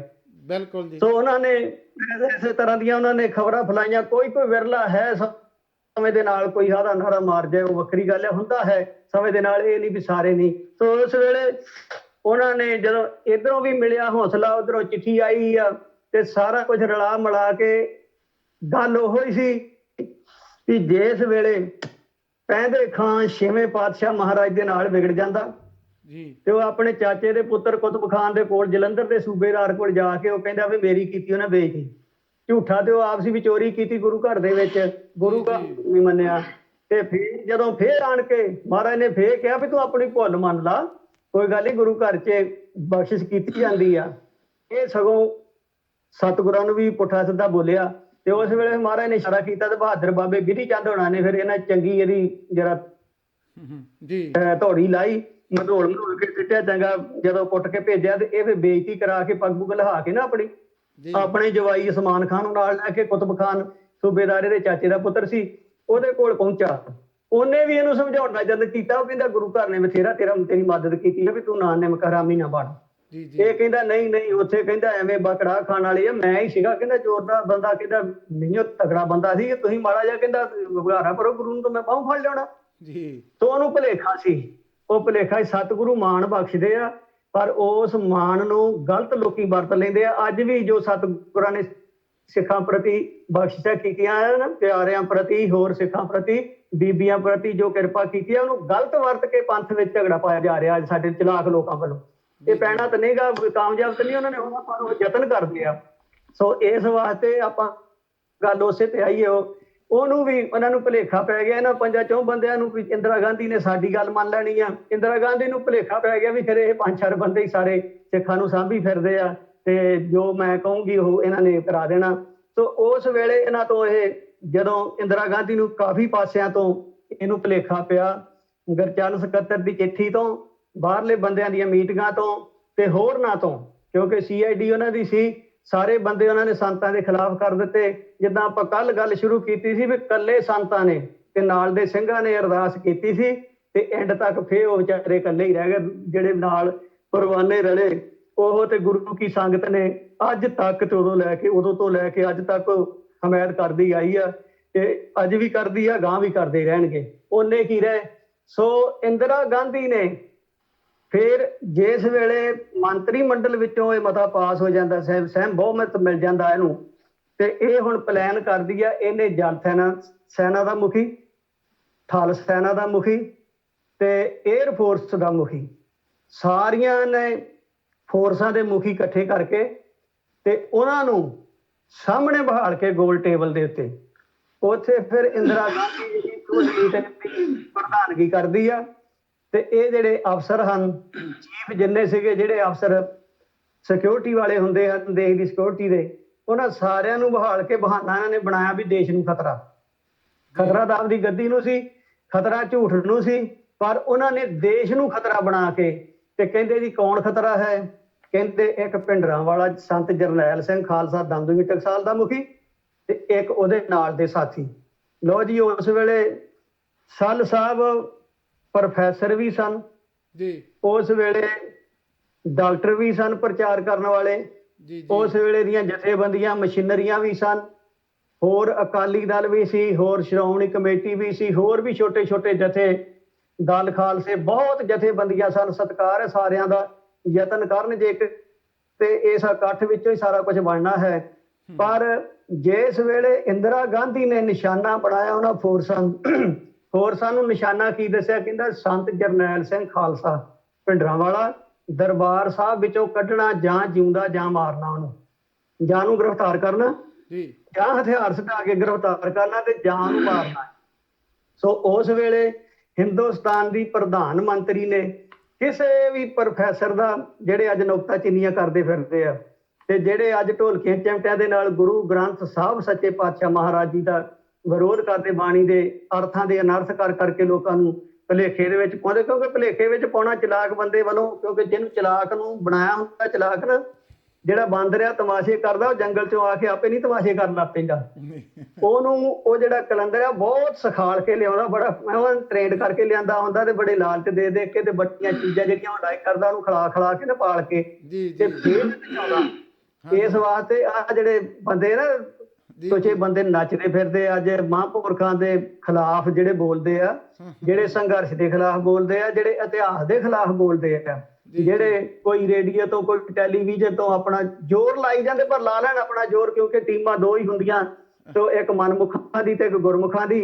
ਸੋ ਇਸ ਵਾਸਤੇ ਇਹ ਸਦਾ ਹੀ ਚੱਲਦਾ ਆਇਆ, ਸਤਿਯੁਗ ਤੋਂ ਲੈ ਕੇ ਅੱਜ ਤੱਕ ਚੱਲਦਾ, ਗਾਂ ਵੀ ਚੱਲਦਾ ਹੀ ਰਹਿਣਾ ਤੇ ਜਿੱਤ ਸੱਚ ਦੀ ਹੋਣੀ ਹੈ। ਸੋ ਉਸ ਵੇਲੇ ਸਤਿਗੁਰੂ ਸੱਚੇ ਪਾਤਸ਼ਾਹ ਮਹਾਰਾਜ ਦੇ ਪਿਆਰੇ ਸੰਤ ਬਾਬਾ ਜਰਨੈਲ ਸਿੰਘ ਖਾਲਸਾ ਭਿੰਡਰਾਂਵਾਲੇ ਨੂੰ ਨਿਸ਼ਾਨਾ ਬਣਾ ਕੇ, ਨਾ ਕੋਈ ਢੋਲਕੀ ਚਿਮਟੇ ਵਾਲਾ, ਨਾ ਕੋਈ ਹੋਰ ਕੀਰਤਨ ਕਰਨ ਵਾਲਾ, ਨਾ ਕੋਈ ਪ੍ਰਚਾਰ ਕਰਨ ਵਾਲਾ, ਨਾ ਕੋਈ ਜਥੇਬੰਦੀ ਤੇ ਨਾ ਕੋਈ ਦਲ, ਕਿਸੇ ਦਾ ਨਹੀਂ ਕਿਹਾ ਕਿ ਉਹ ਚਾਹੀਦੇ ਆ। ਉਹਨੇ ਸਿਰਫ ਇੱਕੋ ਇੱਕ ਨਿਸ਼ਾਨਾ, ਇੱਕੋ ਇੱਕ ਕੌਣ ਚਾਹੀਦਾ? ਕਹਿੰਦੀ ਵੀ ਭਿੰਡਰਾਂਵਾਲਾ ਸੰਤ ਜਰਨੈਲ ਸਿੰਘ ਖਾਲਸਾ, ਉਹਦੇ ਸਾਥੀ ਚਾਹੀਦੇ ਆ। ਇਹ ਸਾਹਮਣੇ ਬੈਠੇ ਹੋਏ ਫੋਰਸਾਂ ਦੇ ਸਿਕਿਉਰਿਟੀ ਵਾਲਿਆਂ ਨੂੰ ਭੁਲੇਖਾ ਪਾ ਕੇ ਤੇ ਦੇਸ਼ ਨੂੰ ਖਤਰਾ, ਦੇਸ਼ ਨੂੰ ਕੋਈ ਖਤਰਾ ਨਹੀਂ ਸਿੱਖਾਂ ਤੋਂ। ਅੱਜ ਦੇਖੋ, ਜੇ ਭੁੱਖਮਰੀ ਪਈ ਆ, ਜੇ ਕਰੋਨਾ ਆਇਆ ਹੈ ਤੇ ਸਿੱਖਾਂ ਨੇ ਕਿਸੇ ਬਿਨਾਂ ਵਿਤਕਰੇ ਤੋਂ ਦਿੱਲੀ ਵੀ, ਅੰਮ੍ਰਿਤਸਰ ਵੀ, ਪੰਜਾਬ ਵਿੱਚ ਵੀ, ਹੋਰਨਾਂ ਥਾਵਾਂ ਦੇ ਉੱਤੇ ਵੀ ਜੋ ਲੰਗਰ ਲਾਏ ਆ, ਉਹਨਾਂ ਨੇ ਕਿਸੇ ਨੂੰ ਨਹੀਂ ਕਿਹਾ ਵੀ ਇਹਨੂੰ ਦੇਣਾ ਤੇ ਇਹਨੂੰ ਨਹੀਂ ਦੇਣਾ। ਜਿਹੜਾ ਵੀ ਭੁੱਖਾ ਸਾਰਿਆਂ ਨੂੰ ਵਰਤਾਇਆ, ਇਹ ਸਦਾ ਹੀ ਸਿੱਖਾਂ ਦੇ ਵਿੱਚ ਇਹ ਕੁਆਲਿਟੀ ਹੈ ਗੁਰੂ ਨਾਨਕ ਪਾਤਸ਼ਾਹ ਮਹਾਰਾਜ ਤੋਂ ਲੈ ਕੇ ਗੁਰੂ ਗੋਬਿੰਦ ਸਿੰਘ ਸਾਹਿਬ ਤੇ ਗੁਰੂ ਗ੍ਰੰਥ ਸਾਹਿਬ ਸੱਚੇ ਪਾਤਸ਼ਾਹ ਮਹਾਰਾਜ ਨੇ ਬਖਸ਼ਿਸ਼ਾਂ ਕੀਤੀਆਂ। ਇਹ ਸੱਚ ਦਾ ਉਪਦੇਸ਼ ਚੌਂ ਵਰਨਾ ਕੋ ਸਾਂਝਾ ਸਤਿਗੁਰਾਂ ਨੇ ਬਖਸ਼ਿਸ਼ ਕੀਤਾ ਅੱਗੇ ਸਾਡੇ ਸਮਰੱਥ ਗੁਰੂ ਸਤਿਗੁਰੂ ਗ੍ਰੰਥ ਸਾਹਿਬ ਸੱਚੇ ਪਾਤਸ਼ਾਹ ਜੀ ਦਾ। ਸੋ ਇਸ ਵਾਸਤੇ ਇਹ ਸਦਾ ਹੀ ਸਿੱਖ ਸਰਬੱਤ ਦਾ ਭਲਾ ਕਰਦੇ ਰਹਿਣਗੇ ਤੇ ਮੰਗਦੇ ਰਹਿਣਗੇ। ਪਰ ਸਰਬੱਤ ਦਾ ਭਲਾ ਮੰਗਣ ਵਾਲੇ ਗੁਰੂ ਕੇ ਪਿਆਰੇ ਸੰਤ ਬਾਬਾ ਜਰਨੈਲ ਸਿੰਘ ਖਾਲਸਾ ਭਿੰਡਰਾਂ ਵਾਲਿਆਂ ਨੇ, ਜਿਨ੍ਹਾਂ ਨੇ ਮੋਰਚਾ ਲਾਇਆ ਸੀ ਵੀ ਸਾਰੇ ਹੀ ਸਿੱਖ ਜਿਹੜੇ ਆ ਬੇਕਸੂਰ ਜਿਹੜੇ ਜੇਲ੍ਹਾਂ ਵਿੱਚ ਸਾਰਿਆਂ ਦੀ ਰਿਹਾਈ, ਅਤੇ ਨਾਲ ਜੋ ਸਿੱਖ ਕੌਮ ਦੇ ਗਲ ਗੁਲਾਮੀ ਪਈ ਹੋਈ ਹੈ ਉਹ ਗੁਲਾਮੀ ਲਾਉਣ ਵਾਸਤੇ ਤੇ ਗੁਲਾਮੀ ਦਾ ਅਹਿਸਾਸ ਸਿੱਖਾਂ ਨੂੰ ਕਰਾਉਣਾ, ਇਹ ਛੇਵੇਂ ਪਾਤਸ਼ਾਹ ਮਹਾਰਾਜ ਦੇ ਚਰਨਾਂ ਵਿੱਚ ਅਰਦਾਸ ਕਰਕੇ ਮੋਰਚਾ ਲਾਇਆ ਸੀ, ਜਿਹਦੇ ਵਿੱਚ ਅਕਾਲੀ ਦਲ ਵੀ ਸ਼ਾਮਲ ਹੋ ਗਿਆ ਤੇ ਬਾਅਦ ਦੇ ਵਿੱਚ ਪਹਿਲੋਂ ਵੀ ਇਹ ਪਾਸੇ ਸੀ ਤੇ ਉਸ ਵੇਲੇ ਵੀ ਪਾਸੇ ਹੋ ਕੇ ਇੰਦਰਾ ਗਾਂਧੀ ਦਾ ਹਮਾਇਤੀ ਬਣਿਆ। ਤੇ ਇੰਦਰਾ ਗਾਂਧੀ ਨੇ ਇਸ ਭੁਲੇਖੇ ਦੇ ਨਾਲ ਉਹਨੂੰ, ਜੇ ਇੰਦਰਾ ਗਾਂਧੀ ਨੂੰ ਪਤਾ ਹੁੰਦਾ ਨਾ ਵੀ ਦਰਬਾਰ ਸਾਹਿਬ ਦੇ ਉੱਤੇ ਹਮਲਾ ਕੀਤਾ, ਸਿੱਖਾਂ ਉੱਤੇ ਹੱਲਾ ਕੀਤਾ, ਅਕਾਲ ਤਖ਼ਤ ਸਾਹਿਬ ਦੇ ਉੱਤੇ ਹੱਲਾ ਕੀਤਾ, ਅਕਾਲ ਪੁਰਖ ਦੀ ਫੌਜ ਦੇ ਉੱਤੇ ਹੱਲਾ ਕੀਤਾ, ਨਾ ਮੈਂ ਰਹਿਣਾ ਤੇ ਨਾ ਮੇਰਾ ਮੁਖੀ ਜਰਨੈਲ ਹੀ ਰਹਿਣਾ ਤੇ ਨਾ ਹੀ ਇਹ ਜਿਹੜੇ ਘੱਲੂ ਘਾਰੇ ਕਰਨ ਵਾਲੇ ਆ ਜਿਹੜੇ ਉਹ ਰਹਿਣੇ ਆ। ਜੇ ਉਹਨੂੰ ਪਤਾ ਹੁੰਦਾ ਤੇ ਸ਼ਾਇਦ ਬਚ ਸਕਦੀ ਸੀ, ਪਰ ਨਹੀਂ। ਉਸ ਮਨੁੱਖ ਨੂੰ ਜਿਹੜਾ ਰਾਜਨੀਤਿਕ ਹੁੰਦਾ, ਹੰਕਾਰ ਦੇ ਨਸ਼ੇ ਵਿੱਚ ਉਹਨੂੰ ਸਾਰਾ ਕੁਝ ਭੁੱਲਾ ਹੁੰਦਾ ਹੈ। ਉਹ ਸਾਰਾ ਕੁਝ ਭੁੱਲ ਕੇ ਆਪਣੇ ਜਰਨੈਲਾਂ ਨੂੰ ਭੁਲੇਖਾ ਪਾ ਕੇ ਤੇ ਉਹਨਾਂ ਨੂੰ ਸੰਤ ਜਰਨੈਲ ਸਿੰਘ ਖਾਲਸਾ ਭਿੰਡਰਾਂ ਵਾਲੇ ਨੂੰ ਦਰਬਾਰ ਸਾਹਿਬ ਚੋਂ ਕੱਢਣ ਵਾਸਤੇ ਕੀ ਕਹਿ ਰਹੀ ਹੈ ਜੀ। ਜਥਾ ਐਵੇਂ ਬੇਨਤੀ ਕਰ ਰਿਹਾ, ਸੁਣੀਏ ਪਿਆਰ ਨਾਲ। ਇੰਦਰਾ ਕੋਲ ਬੁਲਾ ਕੇ ਬੋਲੀ ਜਰਨੈਲਾ, ਜੋ ਕੁਝ ਮੈਨੂੰ ਚਾਹੀਦਾ ਮੈਂ ਦੱਸਾਂ ਪਹਿਲਾਂ, ਹਾਂਜੀ ਪਹਿਲਾਂ। ਜੋ ਕੁਝ ਤੁਹਾਨੂੰ ਚਾਹੀਦਾ ਮੰਗ ਲੈ ਸਰਕਾਰੋਂ, ਭਿੰਡਰਾਂ ਵਾਲੇ ਸੰਤ ਨੂੰ ਕੱਢਣਾ ਦਰਬਾਰੋਂ, ਹਾਂ ਦਰਬਾਰੋਂ। ਇੰਦਰਾ ਕੋਲ ਬੁਲਾ ਕੇ ਬੋਲੀ ਜਰਨੈਲਾ, ਜੋ ਕੁਝ ਮੈਨੂੰ ਚਾਹੀਦਾ ਮੈਂ ਦੱਸਾਂ ਪਹਿਲਾਂ, ਹਾਂਜੀ ਪਹਿਲਾਂ। ਜੋ ਕੁਝ ਤੁਹਾਨੂੰ ਚਾਹੀਦਾ ਮੰਗ ਲੈ ਸਰਕਾਰੋਂ, ਭਿੰਡਰਾਂ ਵਾਲੇ ਸੰਤ ਨੂੰ ਕੱਢਣਾ ਦਰਬਾਰੋਂ, ਹਾਂ ਦਰਬਾਰੋਂ। ਵੈਦਿਆ ਜਰਨਲ ਮੁਖੀ ਨੂੰ ਇਸ਼ਾਰਾ ਕੀਤਾ, ਮੋਢੇ ਉੱਤੇ ਕਾਇਮ ਤੂੰ ਜੇ ਰੱਖਣਾ ਫੀਤਾ, ਹਾਂਜੀ ਫੀਤਾ। ਸਿੱਖ ਕੋਈ ਵੀ ਬਚੇ ਨਾ ਸਿੱਖੀ ਦੀ ਡਾਰੋਂ, ਸਿੱਖ ਕੋਈ ਵੀ ਬਚੇ ਨਾ ਫੌਜਾਂ ਦੀ ਮਾਰੋਂ, ਭਿੰਡਰਾਂ ਵਾਲੇ ਸ਼ੇਰ ਨੂੰ ਕੱਢਣਾ ਦਰਬਾਰੋਂ, ਹਾਂ ਦਰਬਾਰੋਂ। ਉਹ ਚੁਣਮਾ ਲੈ ਚੁਣਮੇ ਲੈ ਜਰਨੈਲ ਤੂੰ ਲੈ ਕੇ ਚੁਣਮਾ ਅਸਲਾ, ਤਾਕਤ ਨਾਲ ਦੁਬਾ ਦਿਓ ਸਿੱਖੀ ਦਾ ਮਸਲਾ, ਸਿੰਘਾਂ ਦਾ ਮਸਲਾ। ਉਹ ਸਮਝ ਕੋਈ ਵੀ ਸਕੇ ਨਾ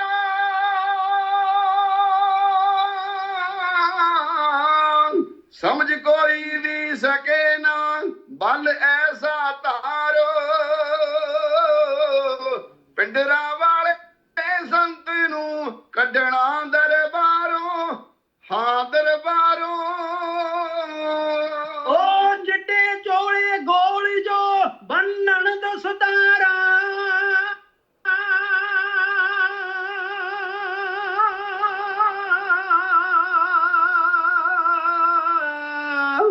ਚਿੱਟੇ ਚੋਲੇ ਗੋਲੀ ਜੋ ਬੰਨਣ ਦਸਤਾਰਾ,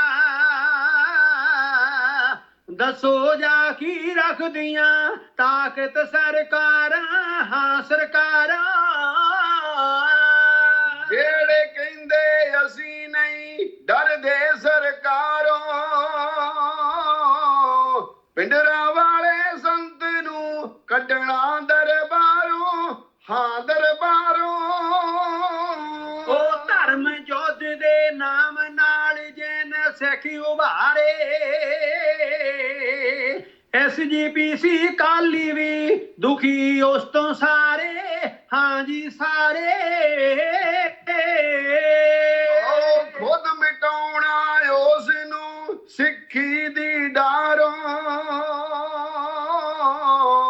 ਪਿੰਡਰਾਂ ਵਾਲੇ ਸੰਤ ਨੂੰ ਕੱਢਣਾ ਦਰਬਾਰੋਂ, ਹਾਂ ਦਰਬਾਰੋਂ। ਬੋਲ ਛਕਾ ਕੇ ਖੰਡੇ ਦੀ ਬਾਣੀ ਲੜ ਲਾਉਂਦਾ,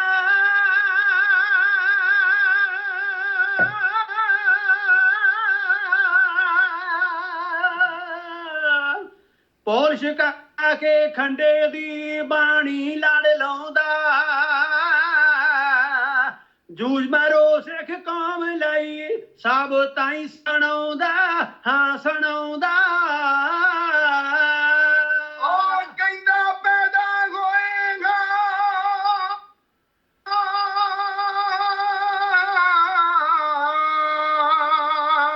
ਕਹਿੰਦਾ ਪੈਦਾ ਹੋਏਗਾ ਖੰਡੇ ਦੀ ਤਾਰੋਂ।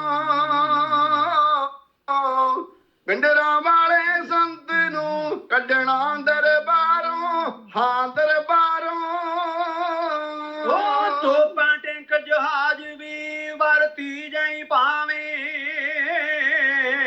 ਮੈਂ ਚਾਹਾਂ ਇਸ ਕੰਮ ਨੂੰ ਦੇਰੀ ਨਾ ਲਾਵੇਂ, ਦੇਰੀ ਨਾ ਲਾਵੇਂ। ਉਹ ਸਿੱਖ ਭਾਲਿਆ ਮਿਲੇ ਨਾ ਕਿਸੇ ਗਲੀ ਬਾਜ਼ਾਰੋਂ।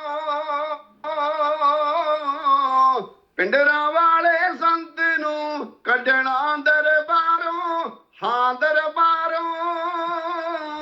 ਉਹ ਲਿਖਤੀ ਹੁਕਮ ਫੜਾ ਦਿਆਂ ਇਹ ਹੁਣ ਮੈਂ ਤੈਨੂੰ, ਸਿੱਖ ਜਕਾਰੇ ਛੱਡ ਦੇ ਇਹ ਸੁਣਨ ਨਾ ਮੈਨੂੰ, ਦਿਸਣ ਨਾ ਮੈਨੂੰ। ਪੱਜੜੋ ਚਾਹੁੰਦੀ ਦੌੜ ਨੇ ਸਿੱਖ ਸਿੱਖੀ ਡਾਰੋਂ। ਪਿੰਡਰਾਂ ਵਾਲੇ ਸੰਤ ਨੂੰ ਕੱਢਣਾ ਦਰਬਾਰੋਂ, ਹਾਂ ਦਰਬਾਰੋਂ।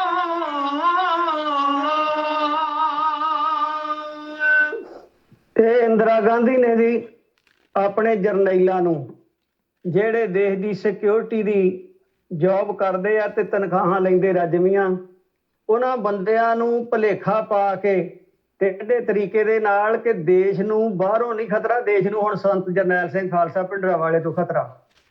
ਜੀ ਇਹ ਗੱਲਾਂ ਜਦੋਂ ਕਹਿ ਕੇ ਤੇ ਉਹਨਾਂ ਜਰਨੈਲਾਂ ਨੂੰ ਉਕਸਾਇਆ। ਇੱਥੇ ਇੱਕ ਗੱਲ ਆ ਜਿਹੜੇ ਸਾਡੇ ਵਿਰੋਧੀ ਪ੍ਰਚਾਰਕ ਆ ਬੜੀਆਂ ਕਰਦੇ ਜੀ, ਅਸੀਂ ਜੀ ਪ੍ਰਚਾਰ ਨਹੀਂ ਕਰ ਸਕੇ, ਅਸੀਂ ਹੋਰਨਾਂ ਨੂੰ ਨਹੀਂ ਦੱਸ ਸਕੇ, ਸਿੱਖੀ ਦਾ ਪ੍ਰਚਾਰ ਗੁਰਬਾਣੀ ਦਾ ਨਹੀਂ ਕਰ ਸਕੇ।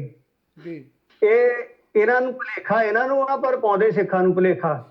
ਵਿਰੋਧੀ ਜਿਹੜਾ ਉਹਨੇ ਸਾਰਾ ਕੁਝ ਤੁਹਾਡਾ ਖੋਜਿਆ। ਔਰੰਗਜ਼ੇਬ ਨੇ ਆਪਣੇ ਕਾਜ਼ੀਆਂ ਨੂੰ ਇਹਨੇ ਟ੍ਰੇਨ ਕੀਤਾ ਸੀ ਤੇ ਉਹਨਾਂ ਬੰਦਿਆਂ ਨੇ ਨੁਕਤਾ ਲੱਭਿਆ ਫਿਰ ਰਾਮ ਰਾਏ ਵਾਸਤੇ, ਕਿਉਂਕਿ ਉਹ ਚੀਜ਼ ਉਹ ਲੱਭਦੇ ਆ ਵੀ ਜਿਹੜੀ ਤੋਂ ਅਗਲੇ ਨੂੰ ਫਸਾਇਆ ਜਾ ਸਕੇ। ਇਹੋ ਗੱਲਾਂ ਅੱਜ ਭੁਲੇਖੇ ਨਾਲ ਕਰਦੇ ਆ। ਸੋ ਰਾਮ ਰਾਏ ਨੂੰ ਉਹਨਾਂ ਨੇ ਫਿਰ ਸਵਾਲ ਪੁੱਛ ਕੇ, ਤੇ ਰਾਮ ਰਾਏ ਜਿਹੜਾ ਉਸ ਵੇਲੇ ਖੁਸ਼ਾਮਦ ਵਿੱਚ ਆ ਚੁੱਕਾ ਸੀ, ਲੱਖਾਂ ਲੋਕ ਮੱਥਾ ਟੇਕਦੇ ਸੀ, ਖੁਦ ਔਰੰਗਜ਼ੇਬ ਵੀ ਮੱਥਾ ਟੇਕਦਾ ਸੀ। ਉਹ ਤਾਂ ਮੱਥਾ ਟੇਕਦਾ ਸੀ ਵੀ ਗੁਰੂ ਘਰ ਦੇ ਵਿੱਚੋਂ ਗੁਰੂ ਘਰ ਦਾ ਇਹ ਬੰਦਾ ਪੁੱਟ ਕੇ ਕਿ ਗੁਰੂ ਘਰ ਦੇ ਆਪਾਂ ਖਿਲਾਫ ਧੜਾ ਬਣਾਉਣਾ। ਸੋ ਇਸ ਵਾਸਤੇ ਇਹੋ ਜਿਹੀਆਂ ਗੱਲਾਂ ਸੀ। ਇਹੋ ਹੀ ਚੀਜ਼ਾਂ ਅੱਜ ਚੱਲਦੀਆਂ। ਜਿਹੜੇ ਪ੍ਰਚਾਰਕ ਸਿੱਖੀ ਦੇ ਸਿਧਾਂਤ ਦੇ ਉਲਟ ਪ੍ਰਚਾਰ ਕਰਦੇ ਹਨ ਤੇ ਉਹਨਾਂ ਦੇ ਮਗਰ ਬੜੇ ਬੜੇ ਟ੍ਰੇਨਡ ਬੰਦੇ ਆ, IPS ਅਫਸਰ, ਹੋਰ ਬੰਦੇ। ਜਿੱਦਾਂ ਹੁਣ ਬਿਆਸ ਦਾ ਡੇਰਾ, ਉਸ ਡੇਰੇ ਦੇ ਵਿੱਚ ਜਿਹੜਾ IPS ਅਫਸਰ ਜਿਹੜਾ ਰਿਟਾਇਰ ਹੁੰਦਾ ਜੀ ਉਹਨੂੰ 5 ਸਾਲ ਏਜੰਸੀਆਂ ਤਨਖਾਹ ਦਿੰਦੀਆਂ ਤੇ ਉੱਥੇ ਡੇਰੇ 'ਚ ਜਾ ਕੇ ਬੰਦਿਆਂ ਨੂੰ ਪ੍ਰਚਾਰ ਕਰ ਕਰਕੇ ਮਗਰ ਲਾਉਂਦਾ। ਤੇ ਇਹਦਾ ਸਬੂਤ ਜਦੋਂ ਪੈਂਕੀ ਕੈਟ ਨੇ ਆਪਣੀਆਂ ਵੀਡੀਓ ਬਣਾਈਆਂ ਤੇ ਉਹਦੇ ਵਿੱਚ ਜਿਸ ਵੇਲੇ ਉਸਨੇ ਸੰਧੂ ਸੀ, ਸ਼ਾਇਦ ਕਬਰ ਸੰਧੂ, ਉਹ ਬਣਾਉਂਦਾ ਸੀ ਤੇ ਉਸ ਵੇਲੇ ਇੱਕ SSP ਜਿਹਨੇ ਨਜਾਇਜ਼ ਸਿੱਖ ਮਾਰੇ ਸੀ, 3 ਮਹੀਨਿਆਂ ਦੀ ਬੱਚੀ ਵਾਲਾ ਪਰਿਵਾਰ, ਵਕੀਲ ਪਤਨੀ ਦੋਵੇਂ ਸਿੰਘ ਜੁਝਾਰੂ ਸਿੰਘ ਤੇ ਸਿੰਘਣੀ ਮਾਰੇ ਸਨ ਤੇ ਉਹਨਾਂ ਦੀ 3 ਮਹੀਨਿਆਂ ਦੀ ਬੱਚੀ ਜਿਹੜੀ ਸੀ ਉਹ ਪੰਚਾਇਤ ਨੂੰ ਦਿੱਤੀ। ਤੇ ਉਹ ਕੇਸ ਜਦੋਂ ਉਹਨੇ ਪੁੱਛਿਆ ਵੀ ਉਹ ਉਸਲੇ ਰਿਟਾਇਰ ਹੋ ਚੁੱਕਾ ਸੀ ਤੇ ਇਸ ਵੇਲੇ ਇਹਨੇ ਕਿਹਾ ਸੀ ਵੀ ਜਿਹੜੇ ਪੈਸੇ ਮਿਲੇ ਸੀ ਉਹਨੇ ਨਾਲਦਿਆਂ ਨੂੰ ਨਹੀਂ ਦਿੱਤੇ, ਉਹ ਸਾਰੇ ਪੈਸੇ ਆਪ ਖਾ ਗਿਆ ਜਿਹੜੇ ਇਨਾਮ ਰੱਖੇ ਸੀ ਸਰਕਾਰ ਵੱਲੋਂ। ਜਦੋਂ ਉਹਨੇ ਫੋਨ ਕੀਤਾ ਤੇ ਡੇਰੇ ਦੇ ਵਿੱਚੋਂ ਉਹਨੇ ਫੋਨ ਚੱਕਿਆ ਸੀ ਤੇ ਡੇਰੇ ਵਿੱਚ ਉਹਲੇ ਸੇਵਾ ਕਰ ਰਿਹਾ ਸੀ। ਸੋ ਵਿਚਾਰ ਜਿੱਥੇ ਮਰਜ਼ੀ ਕੋਈ ਜਾਵੇ, ਕੋਈ ਸਿੱਖੀ ਖਤਮ ਕਰਨ ਵਾਸਤੇ ਬਹੁਤ ਯਤਨ ਨੇ ਇੰਟੈਲੀਜੈਂਸੀਆਂ ਵੱਲੋਂ, ਕਿਉਂਕਿ ਉਹਨਾਂ ਦੀ ਜੋਬ ਹੈ, ਉਹਨਾਂ ਨੇ ਕਰਨਾ ਤੇ ਆਪਣਾ ਫਰਜ਼ ਹੈ। ਆਪਾਂ ਗੁਰੂ ਦੇ ਸਿਧਾਂਤ ਤੋਂ ਨਹੀਂ ਟੁੱਟਣਾ। ਸੋ 2 ਟੀਮਾਂ ਆ, ਹਰੇਕ ਦਾ ਜ਼ੋਰ ਲੱਗਾ ਹੁੰਦਾ ਵੀ ਕਿੰਨੇ ਜਿੱਤਣਾ, ਜਿੱਤ ਹਾਰ ਪਰਮੇਸ਼ਰ ਦੇ ਹੱਥ ਦੇ ਵਿੱਚ ਹੈ। ਸੋ ਇਸ ਵੇਲੇ ਉਹਨਾਂ ਲੋਕਾਂ ਨੇ ਟ੍ਰੇਨਡ ਕੀਤੇ ਹੋਏ ਸਨ। ਜਿਵੇਂ ਰਾਮ ਰਾਏ ਨੂੰ ਸਵਾਲ ਟੇਢਾ ਪੁੱਛਿਆ, ਇਸੇ ਤਰ੍ਹਾਂ ਹੀ ਜਿਹੜੇ ਲੋਕ ਕਹਿੰਦੇ ਆ ਨਾ ਕਿ ਸਿੱਖੀ ਦਾ ਅਸੀਂ ਪ੍ਰਚਾਰ ਨਹੀਂ ਕਰ ਸਕੇ, ਵੀ ਹੁਣ ਸਾਨੂੰ ਹੀ ਆਉਂਦਾ ਤੇ ਅਸੀਂ ਕਰਦੇ ਹਾਂ, ਤੇ ਕਰਦੇ ਆ, ਉਲਟ ਕਰਦੇ ਆ, ਸਰਕਾਰ ਦੇ ਹੱਥਾਂ 'ਚ ਖੇਡ ਕੇ ਤੇ ਭੁਲੇਖਾ ਸਾਨੂੰ ਪਾਉਂਦੇ, ਪਰ ਭੁਲੇਖਾ ਉਹਨਾਂ ਨੂੰ ਪਿਆ ਹੋਇਆ, ਪਰ ਭੁਲੇਖਾ ਪਾਉਣ ਦੇ ਤਰੀਕੇ ਬੜੇ। ਹੁਣ ਨੈਵੀਗੇਸ਼ਨ ਆਪਾਂ ਵਰਤਦੇ ਸਰ ਸਾਹਿਬ ਜੀ ਉਹਦੇ ਵਿੱਚ ਅੰਗਰੇਜ਼ੀ ਦੇ ਅੱਖਰ ਜਦੋਂ ਆਪਾਂ ਪੋਸਟ ਕੋਡ ਪਾਉਣੇ ਆ ਤੇ ਗਿਣਤੀ ਦੇ ਅੱਖਰ ਪੈਂਦੇ ਆ। ਹੁਣ 0 ਵੀ ਤੇ O ਵੀ, O ਅਤੇ 0 ਦੋਵਾਂ ਦਾ ਆਕਾਰ ਤਕਰੀਬਨ ਇੱਕ ਆ, ਭੁਲੇਖਾ ਪਾਇਆ ਜਾ ਸਕਦਾ। ਛੇਤੀ ਕੀਤੇ ਨਹੀਂ ਪਤਾ ਲੱਗਦਾ ਵੀ ਇਹ O ਆ ਜਾਂ 0 ਆ। ਹਾਂਜੀ ਜੀ ਇੱਕ ਨੰਬਰ 1 ਅਤੇ ਅੰਗਰੇਜ਼ੀ ਦੀ ABC ਦੇ ਵਿੱਚੋਂ I ਜੀ ਇਹ ਸਾਰੇ ਹੀ ਜਿਹੜੇ ਆ ਪੋਸਟ ਕੋਡਾਂ ਦੇ ਵਿੱਚ ਆਉਂਦੇ ਆ। ਤੇ ਜੇ ਹੁਣ ਇੱਥੇ ਬੰਦਾ ਪਵਾ ਸਕਦਾ ਕਿਸੇ ਨੂੰ, ਅਣਜਾਣ ਬੰਦੇ ਨੂੰ ਕਹਿ ਕੇ ਪੋਸਟ ਕੋਡ ਦੇ ਵਿੱਚ O ਦੇ ਥਾਂ 0 ਪਵਾ ਦੇਵੇ, 1 ਦੇ ਥਾਂ I ਪਵਾ ਦੇਵੇ, ਜੀ ਤੇ ਉਸ ਬੰਦੇ ਦੀ ਡੈਸਟੀਨੇਸ਼ਨ ਜਿਹੜੀ ਆ ਉਹ ਖਰਾਬ ਹੋ ਜਾਣੀ ਆ। ਉਹਨੇ ਪੂਰੀ ਸਹੀ ਡੈਸਟੀਨੇਸ਼ਨ ਤੇ ਨਹੀਂ ਉਹਨੇ ਲੈ ਕੇ ਜਾਣਾ। ਤੇ ਕਈ ਦੇਖੇ ਵੀ ਆ ਟਰੱਕਾਂ ਵਾਲੇ, ਫਿਰ ਪਤਾ ਹੋਣਾ ਵੀ ਉਹਨਾਂ ਨੇ ਉਹ ਪੋਸਟ ਕੋਡ ਪਾਇਆ ਤੇ ਉਹ ਟਰੱਕ ਜਿਹੜਾ ਉਹ ਸਮੁੰਦਰਾਂ ਨੂੰ ਲੈ ਗਿਆ, ਬੀਚ ਤੇ ਲੈ ਗਿਆ ਉਹ ਟਰੱਕ ਨੂੰ, ਜਿੱਥੇ ਉਹ ਡਿਲੀਵਰੀ ਕਰਨੀ ਸੀ ਉੱਥੇ ਨਹੀਂ ਲੈ ਕੇ ਗਿਆ ਜਦੋਂ ਭੁਲੇਖਾ ਖਾ ਜਾਂਦਾ ਮਨੁੱਖ। ਤੋ ਇਸ ਵਾਸਤੇ ਇਹ ਯਤਨ ਜਿਹੜੇ ਸਾਡੇ ਸਿੱਖ ਭੇਸ ਦੇ ਵਿੱਚ ਕਰ ਰਹੇ ਆ ਪ੍ਰਚਾਰਕ, ਜਿਹੜੇ ਅੱਜ ਬਹੁਤ ਜ਼ੋਰ ਲਾ ਰਹੇ ਆ, ਕੋਈ ਰੇਡੀਓ ਤੋਂ ਕਰ ਰਿਹਾ, ਕੋਈ ਕਿਸੇ ਤਰ੍ਹਾਂ ਕਰ ਰਿਹਾ, ਯਤਨ ਕਰਦੇ ਆ। ਇਹ ਹੋਣਾ ਇਹਨਾਂ ਨੇ ਫੇਲ ਆ, ਪਰ ਆਪੋ ਆਪਣੀ ਡਿਊਟੀ ਜਿੰਨੇ ਕਿ ਇਹਨਾਂ ਨੂੰ ਮਾਇਆ ਮਿਲੀ ਆ ਜਾਂ ਮਿਲਣ ਦੀ ਆਸ ਆ ਉਹ ਕਰ ਰਹੇ ਨੇ। ਸੋ ਇਸ ਵਾਸਤੇ ਪ੍ਰਚਾਰ ਕਰਦੇ ਜੀ ਪਤਾ ਨਹੀਂ। ਤੇ ਹੁਣ ਇੱਥੇ ਗੱਲ ਆਉਂਦੀ ਆ ਵੀ ਸਿੱਖਾਂ ਦਾ ਕੀ ਉਹਨਾਂ ਫੌਜਾਂ ਨੂੰ ਪਤਾ ਨਹੀਂ ਸੀ? ਨਹੀਂ, ਉਹਨਾਂ ਨੂੰ ਪਤਾ ਸੀ, ਸਿੱਖ ਇਤਿਹਾਸ ਦਾ ਵੀ ਪਤਾ ਸੀ। ਹੁਣ ਉਹਨਾਂ ਨੇ ਦੇਖਿਆ, ਦੱਸਿਆ, ਪੁੱਛਿਆ, ਫਿਰ ਉਹਨਾਂ ਨੇ ਅਫਸਰਾਂ ਨੇ ਕਹਿੰਦੇ ਜੀ ਉੱਥੇ ਕਿੰਨੇ ਕੁ ਬੰਦੇ ਆ। ਇਹਨਾਂ ਨੇ ਇੱਕ ਰਿਪੋਰਟ ਭੇਜੀ ਸੀਗੀ ਸ਼੍ਰੋਮਣੀ ਗੁਰਦੁਆਰਾ ਪ੍ਰਬੰਧਕ ਕਮੇਟੀ ਦੇ ਦਫ਼ਤਰੇ ਅਤੇ ਸ਼੍ਰੋਮਣੀ ਅਕਾਲੀ ਦਲ ਦੇ ਦਫ਼ਤਰੇ। ਉਹਦੇ ਵਿੱਚ ਇਹਨਾਂ ਨੇ 47 ਬੰਦਿਆਂ ਦੀ ਪੁਲਿਸ ਨੇ ਲਿਸਟ ਭੇਜੀ ਸੀ ਵੀ 47 ਬੰਦੇ ਜਿਹੜੇ ਇੱਥੇ ਖਤਰਨਾਕ ਆ ਸੰਤਾਂ ਦੇ ਨਾਲ, ਉਹ ਬੰਦੇ ਸਾਨੂੰ ਚਾਹੀਦੇ ਆ, ਵੀ ਉਹਨਾਂ ਦੇ ਉੱਤੇ ਕੇਸ ਆ, ਜਾਂ ਉਹ ਦੇ ਦਿਓ, ਨਹੀਂ ਤਾਂ ਅਸੀਂ ਉਹਨਾਂ ਨੂੰ ਫੜਨ ਵਾਸਤੇ ਇੱਥੇ ਆਉਣਾ। ਬਹਾਨਾ ਸੀ ਇੱਕ ਜੀ ਅੰਦਰ ਪੁਲਿਸ ਦਾਖਲ ਕਰਨ ਦਾ, ਇਹ ਬਹਾਨਾ ਸੀ। ਤੇ ਉਹਨਾਂ ਦੇ ਵਿੱਚੋਂ ਉਹਨਾਂ ਦਿਨਾਂ ਦੇ ਵਿੱਚ 10 ਸਿੰਘ ਝੂਠੇ ਪੁਲਿਸ ਮੁਕਾਬਲਿਆਂ ਦੇ ਵਿੱਚ ਇੱਕੋ ਮੁਕਾਬਲਾ ਅਸਲੀ ਹੋਇਆ ਸੀ, ਜਿਹੜਾ ਇੰਸਪੈਕਟਰ ਬਾਜਵਾ ਸੀ, ਤੇ ਉਧਰ ਸੀ ਭਾਈ ਅਮਰਜੀਤ ਸਿੰਘ ਦਹੇੜੂ, ਜੋ ਪੁਲਿਸ ਦੇ ਵਿੱਚੋਂ ਹੌਲਦਾਰ ਸੀ ਤੇ ਕੌਮ ਵਾਸਤੇ ਸੇਵਾ ਕਰਦਾ ਸੀ, ਜਥੇਬੰਦੀ ਦੇ ਨਾਲ ਉਹ ਸੰਬੰਧਿਤ ਸੀ ਸਿੰਘ। ਤੇ ਉਹਨਾਂ ਨੇ ਉਹ ਮੁਕਾਬਲਾ ਹੋਇਆ ਸੀ, ਉਹਨੂੰ ਫੜਨ ਗਿਆ, ਤੇ ਫੜਨ ਤਾਂ ਗਿਆ ਸੀ ਵੀ ਵਾਕਫ ਸੀਗਾ ਬੰਦਾ, ਉਹ ਕਹਿੰਦਾ ਵੀ ਆਪਾਂ ਚਲੋ ਜਾ ਕੇ ਬਾਹੋਂ ਫੜੇ ਹੋਣਾ, ਫੜ ਲਿਆਉਣਾ। ਪਰ ਉਸ ਵੇਲੇ ਜਿਹੜਾ ਕੌਮ ਵਾਸਤੇ ਬੰਦਾ ਤੁਰਿਆ ਵੀ ਉਹ ਵੀ ਉਹਨੂੰ ਆਪਣਾ ਧਰਮ ਪਿਆਰਾ ਹੈ, ਉਹਨਾਂ ਨੇ ਫਿਰ ਬਰਸਟ ਮਾਰਿਆ ਤੇ ਬਾਜਵਾ ਤੇ ਦਾ ਸਾਥੀ ਇੱਕ ਜਾਂਦੇ ਲੱਗੇ ਸੀ ਸ਼ਰੋ ਵਿਚਾਰ। ਤੇ ਉਹ ਅਸਲੀ ਮੁਕਾਬਲੇ ਦੇ ਜੋ ਸਿੰਘ ਬਚ ਗਏ ਸੀ ਤੇ ਇਹ ਪੁਲਿਸ ਵਾਲੇ ਮਾਰੇ ਗਏ। ਪਰ ਝੂਠੇ ਮੁਕਾਬਲਿਆਂ ਵਿੱਚ ਉਹਨਾਂ ਨੂੰ ਖੜ ਕੇ ਥਾਣਿਆਂ ਵਿੱਚ ਮਾਰ ਕੇ ਕਿਤੇ ਪੁਲ ਤੇ ਕਿਤੇ ਨਹਿਰ ਤੇ ਸਿੱਟ ਕੇ ਕਹਿਣਾ ਜੀ ਸਿੰਘ ਦਾ ਮੁਕਾਬਲਾ ਹੋ ਗਿਆ। ਇਹ ਕੰਮ ਆਮ ਚੱਲਦਾ ਸੀ। 47 ਚੋਂ 10 ਬੰਦੇ ਇਹਨਾਂ ਨੇ ਝੂਠੇ ਪੁਲਿਸ ਮੁਕਾਬਲਿਆਂ 'ਚ ਸ਼ਹੀਦ ਕਰ ਦਿੱਤੇ ਸੀ, ਤੇ 10 ਬੰਦੇ ਸਰਕਾਰ ਦੀ CID ਮੰਨਦੀ ਸੀ ਵੀ ਉਹ ਬਾਹਰ ਆ ਗਏ, ਵੀ ਉਹ 47 ਚੋਂ ਬਾਹਰ ਆ ਗਏ, ਤੇ 27 ਬੰਦੇ ਬਚੇ ਸੀ ਉਹ ਉਸ ਹਿਸਾਬ ਦੇ ਨਾਲ। ਸੋ ਉਹਨਾਂ ਅਫਸਰਾਂ ਨੂੰ ਇਹਨਾਂ ਨੇ ਕਿਹਾ ਗਿਆ ਵੀ ਬੰਦੇ ਉੱਥੇ ਥੋੜੇ ਹੀ ਆ। ਤੇ ਹੁਣ ਅਫਸਰ ਜਿਹੜਾ ਪੜ੍ਹ ਕੇ ਬਣਿਆ, ਜਿਹੜਾ ਸ਼ਸਤਰਾਂ ਦੇ ਨਾਲ, ਕਿਉਂਕਿ ਕਬੱਡੀ ਖਿਡਾਰੀ ਜਿਹੜਾ ਹੈ ਉਹ ਹਰੇਕ ਕਬੱਡੀ ਦਾ ਮੈਚ ਦੇਖਦਾ ਵੀ ਕਿਹੜਾ ਬੰਦਾ ਕਿੱਦਾਂ ਖੇਡਦਾ। ਆ ਫੁੱਟਬਾਲ ਵਾਲੇ ਜਿਹੜੇ ਆ ਉਹ ਐਨ ਇਸੇ ਤਰ੍ਹਾਂ ਸਾਰੀਆਂ ਗੇਮਾਂ ਤੇ ਸਾਰੇ ਖਿਡਾਰੀਆਂ ਨੂੰ ਉਹ ਵਾਚ ਕਰਦੇ ਆ, ਦੇਖਦੇ ਆ ਵੀ ਕਿਹੜਾ ਕਿੱਦਾਂ ਗੋਲ ਕਰਦਾ, ਤੂੰ ਕਿੱਦਾਂ ਇਹਨਾਂ ਗੋਲ 'ਚ ਕਿੱਦਾਂ ਬਚਾਉਂਦਾ, ਉਹ ਕਿੱਦਾਂ ਹਰ ਵਾਰੀ ਕਰਦਾ, ਉਹ ਤੋਂ ਨੈਕਸਟ ਆਪਾਂ ਤਰੀਕੇ ਦੇ ਨਾਲ ਗੋਲ ਕਰਕੇ ਤੇ ਕਿੱਦਾਂ ਜਿੱਤਣਾ। ਇਸ ਵਾਸਤੇ ਉਹ ਜਿਹੜੀ ਹੁਣ ਫੌਜ ਆ, ਜਿਹੜੀ ਲੜਾਈ ਵਾਸਤੇ ਰੱਖੇ ਬੰਦੇ, ਉਹਨਾਂ ਨੂੰ ਪਤਾ ਵੀ ਕਿਹੜੀ ਕੌਮ ਤੇ ਕੌਣ ਕਿੱਦਾਂ। ਹੁਣ ਉਹਨਾਂ ਨੇ ਪੜ੍ਹਿਆ ਕਿ ਇਹ ਸਿੱਖ ਉਹ ਆ ਜਿਨ੍ਹਾਂ ਨੇ 700 ਸਾਲ ਦੀ ਗੁਲਾਮੀ ਮੁਗਲਾਂ ਦੀ ਹਿੰਦੁਸਤਾਨ ਦੇ ਗਲੋਂ ਲਾਈ ਆ। ਇਹ ਉਹ ਗੁਰੂ ਗੋਬਿੰਦ ਸਿੰਘ ਦੇ ਸਿੱਖ ਆ ਜਿਹੜੇ ਚਮਕੌਰ ਦੀ ਗੜੀ ਦੇ ਵਿੱਚ 40 ਆ ਤੇ ਬਾਹਰ 10 ਲੱਖ ਆ, ਤੇ ਹਥਿਆਰ ਨਹੀਂ ਸੁੱਟਦੇ, ਤੇ ਆਪਣੇ ਗੁਰੂ ਨੂੰ ਬੇਨਤੀ ਕਰਕੇ ਉੱਥੋਂ ਕਹਿੰਦੇ ਮਹਾਰਾਜ ਤੁਸੀਂ ਜਾਓ, ਅਸੀਂ ਤੁਹਾਡੇ ਥਾਂ ਇੱਥੇ ਰਹਿਣਾਗੇ, ਸਿਰ ਤੁਹਾਡਾ ਉਹਨਾਂ ਨੂੰ ਚਾਹੀਦਾ, ਪਰ ਸਾਨੂੰ ਤੁਹਾਡਾ ਚਾਹੀਦਾ, ਸਾਨੂੰ ਸਾਡੇ ਸਿਰ ਦੀ ਲੋੜ ਨਹੀਂ, ਸਾਨੂੰ ਸਾਡੇ ਸਤਿਗੁਰੂ ਦੇ ਸਿਰ ਦੀ ਲੋੜ ਆ। ਦਇਆ ਸਿੰਘ ਹੋਣਾ ਨੇ ਬੇਨਤੀ ਕੀਤੀ ਸੀ ਮਹਾਰਾਜ ਤੁਸੀਂ ਇੱਥੇ ਚਲੇ ਜਾਓਗੇ ਤੇ ਸਾਡੇ ਵਰਗੇ ਲੱਖਾਂ ਸਾਜ ਲਓਗੇ, ਤੇ ਜੇ ਅਸੀਂ ਸਾਰੇ ਹੀ ਚਲੇ ਜਾਈਏ, ਜੇ ਤੁਸੀਂ ਅੱਜ ਇੱਥੇ ਜੰਗ ਵਿੱਚ ਸ਼ਹੀਦੀ ਪਾਓਗੇ ਤੇ ਸਾਡੇ ਸਾਹੀ ਗੁਰੂ ਨਹੀਂ ਸਾਜ ਸਕਦੇ, ਸਾਰਾ ਪੰਥ ਇਕੱਠਾ ਹੋ ਕੇ ਗੁਰੂ ਨਹੀਂ ਸਾਜ ਸਕਦਾ। ਸੋ ਗੁਰੂ ਨੇ ਖਾਲਸਾ ਸਾਜਿਆ, ਗੁਰੂ ਪੰਥ ਨੂੰ ਸਾਜ ਸਕਦਾ ਹੈ, ਸਾਜਦਾ ਹੈ। ਸੋ ਇਹ ਉਹਨਾਂ ਨੂੰ ਪਤਾ ਸੀ ਕਹਿੰਦਾ ਜੇ ਇਹ 40 ਉੱਥੇ 8 ਮਹੀਨਿਆਂ ਦੇ ਭੁੱਖੇ 10 ਲੱਖ ਨਾਲ ਲੜ ਸਕਦੇ ਆ, ਤੇ ਉੱਥੇ ਤੇ ਦਰਬਾਰ ਸਾਹਿਬ ਹਰਿਮੰਦਰ ਸਾਹਿਬ ਬੈਠੇ ਆ, ਖੁੱਲੇ ਲੰਗਰ ਧੰਨ ਗੁਰੂ ਰਾਮਦਾਸ ਪਾਤਸ਼ਾਹ ਮਹਾਰਾਜ ਦੇ, ਜਿੱਦਾਂ ਅੱਜ ਕਰੋਨਾ ਦੇ ਵੀ ਲੋਕਾਂ ਨੂੰ ਛਕਾਉਂਦੇ ਆ, ਤੇ ਉੱਥੇ ਵੀ ਵਰਤਦੇ ਸੀ ਗੁਰੂ ਕੇ ਪਿਆਰੇ ਵੀ। ਇਹੋ ਜਿਹੇ 27 ਬੰਦੇ ਕਹਿੰਦੇ ਆ ਨਾ, ਤੇ 27 ਤਾਂ ਹੋਣੇ ਨਹੀਂ, ਉੱਥੇ ਹੋਰ ਵੀ ਹੋਣਗੇ, ਤੇ ਇਹ ਫਿਰ ਥੋੜ੍ਹੇ ਬਹੁਤ ਇਹਨਾਂ ਨੇ। ਫਿਰ ਇਹਨਾਂ ਨੇ ਇੰਦਰਾ ਗਾਂਧੀ ਨੂੰ ਇਹ ਗੱਲ ਕਹੀ ਸੀ ਤੇ ਮੈਡਮ ਵੀ ਉੱਥੇ ਨਾ ਜਾਣਾ ਸੌਖਾ ਨੇਗਾ, ਤੇ CID ਵਾਲਿਆਂ ਨੂੰ ਵੀ ਪਤਾ ਸੀ।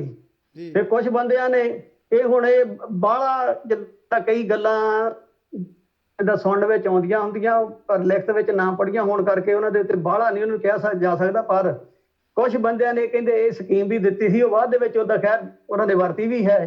ਕਹਿੰਦੇ ਵੀ ਉਹਨੇ ਨਾਲ ਦੇ ਨੇ ਸਕੀਮ ਦਿੱਤੀ, ਕਹਿਣ ਲੱਗੇ ਵੀ ਆਪਣੇ ਕੋਲ ਉਮਰ ਕੈਦੀ ਆ, ਕਈ ਆਪਣੇ ਕੋਲ ਜਿਨ੍ਹਾਂ ਨੂੰ ਮੌਤ ਦੀਆਂ ਸਜ਼ਾ ਹੋਈਆਂ, ਆਪਾਂ ਉਹਨਾਂ ਨਾਲ ਸੌਦਾ ਕਰੀਏ ਵੀ ਜੇ ਤੁਹਾਨੂੰ ਮੌਤ ਦੀ ਸਜ਼ਾ ਮਾਫ਼ ਕਰ ਦਿੱਤੀ ਜਾਏ ਤੇ ਤੁਸੀਂ ਜਾ ਕੇ ਭਿੰਡਰਾਂ ਵਾਲਾ ਹੀ ਸਾਡੇ ਲਈ ਵਾਸਤੇ ਮਾਰ ਦਿਓ।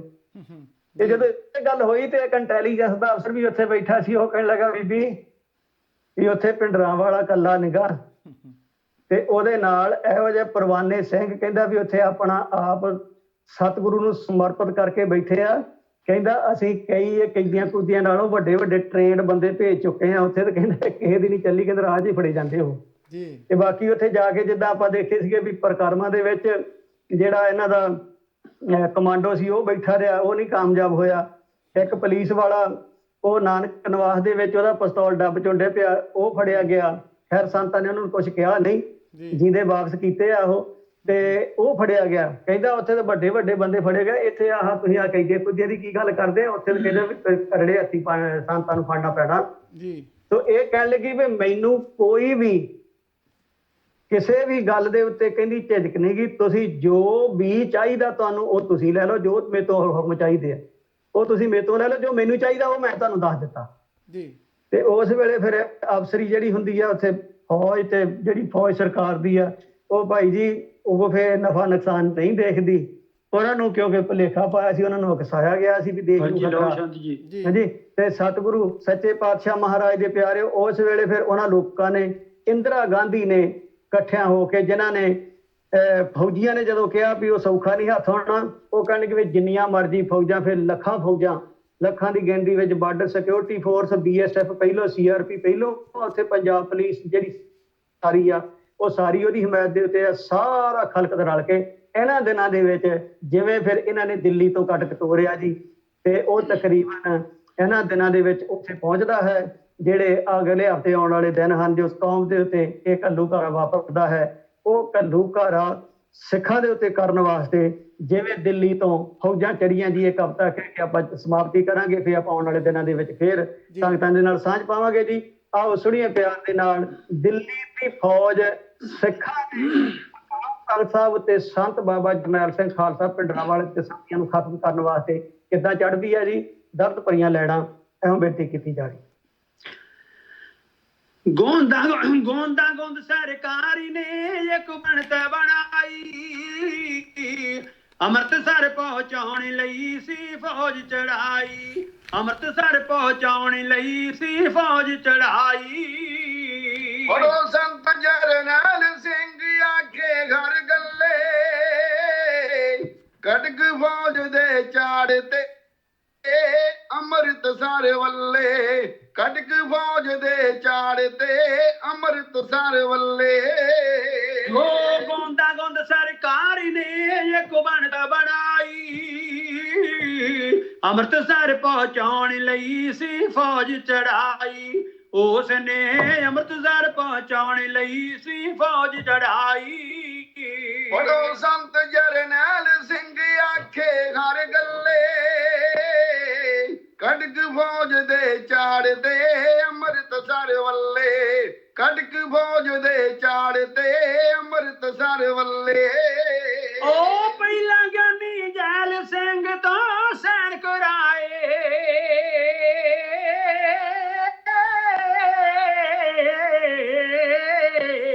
ਪਹਿਲਾਂ ਗਿਆਨੀ ਜੈਲ ਸਿੰਘ ਤੋਂ ਸਾਈਨ ਕਰਾਏ, ਫਿਰ ਇੰਦਰਾ ਨੇ ਫੌਜ ਨੂੰ ਇਉਂ ਹੁਕਮ ਸੁਣਾਏ। ਸੰਗਤ ਜੀ ਫਿਰ ਇੰਦਰਾ ਨੇ ਫੌਜ ਨੂੰ ਇਉਂ ਹੁਕਮ ਸੁਣਾਏ।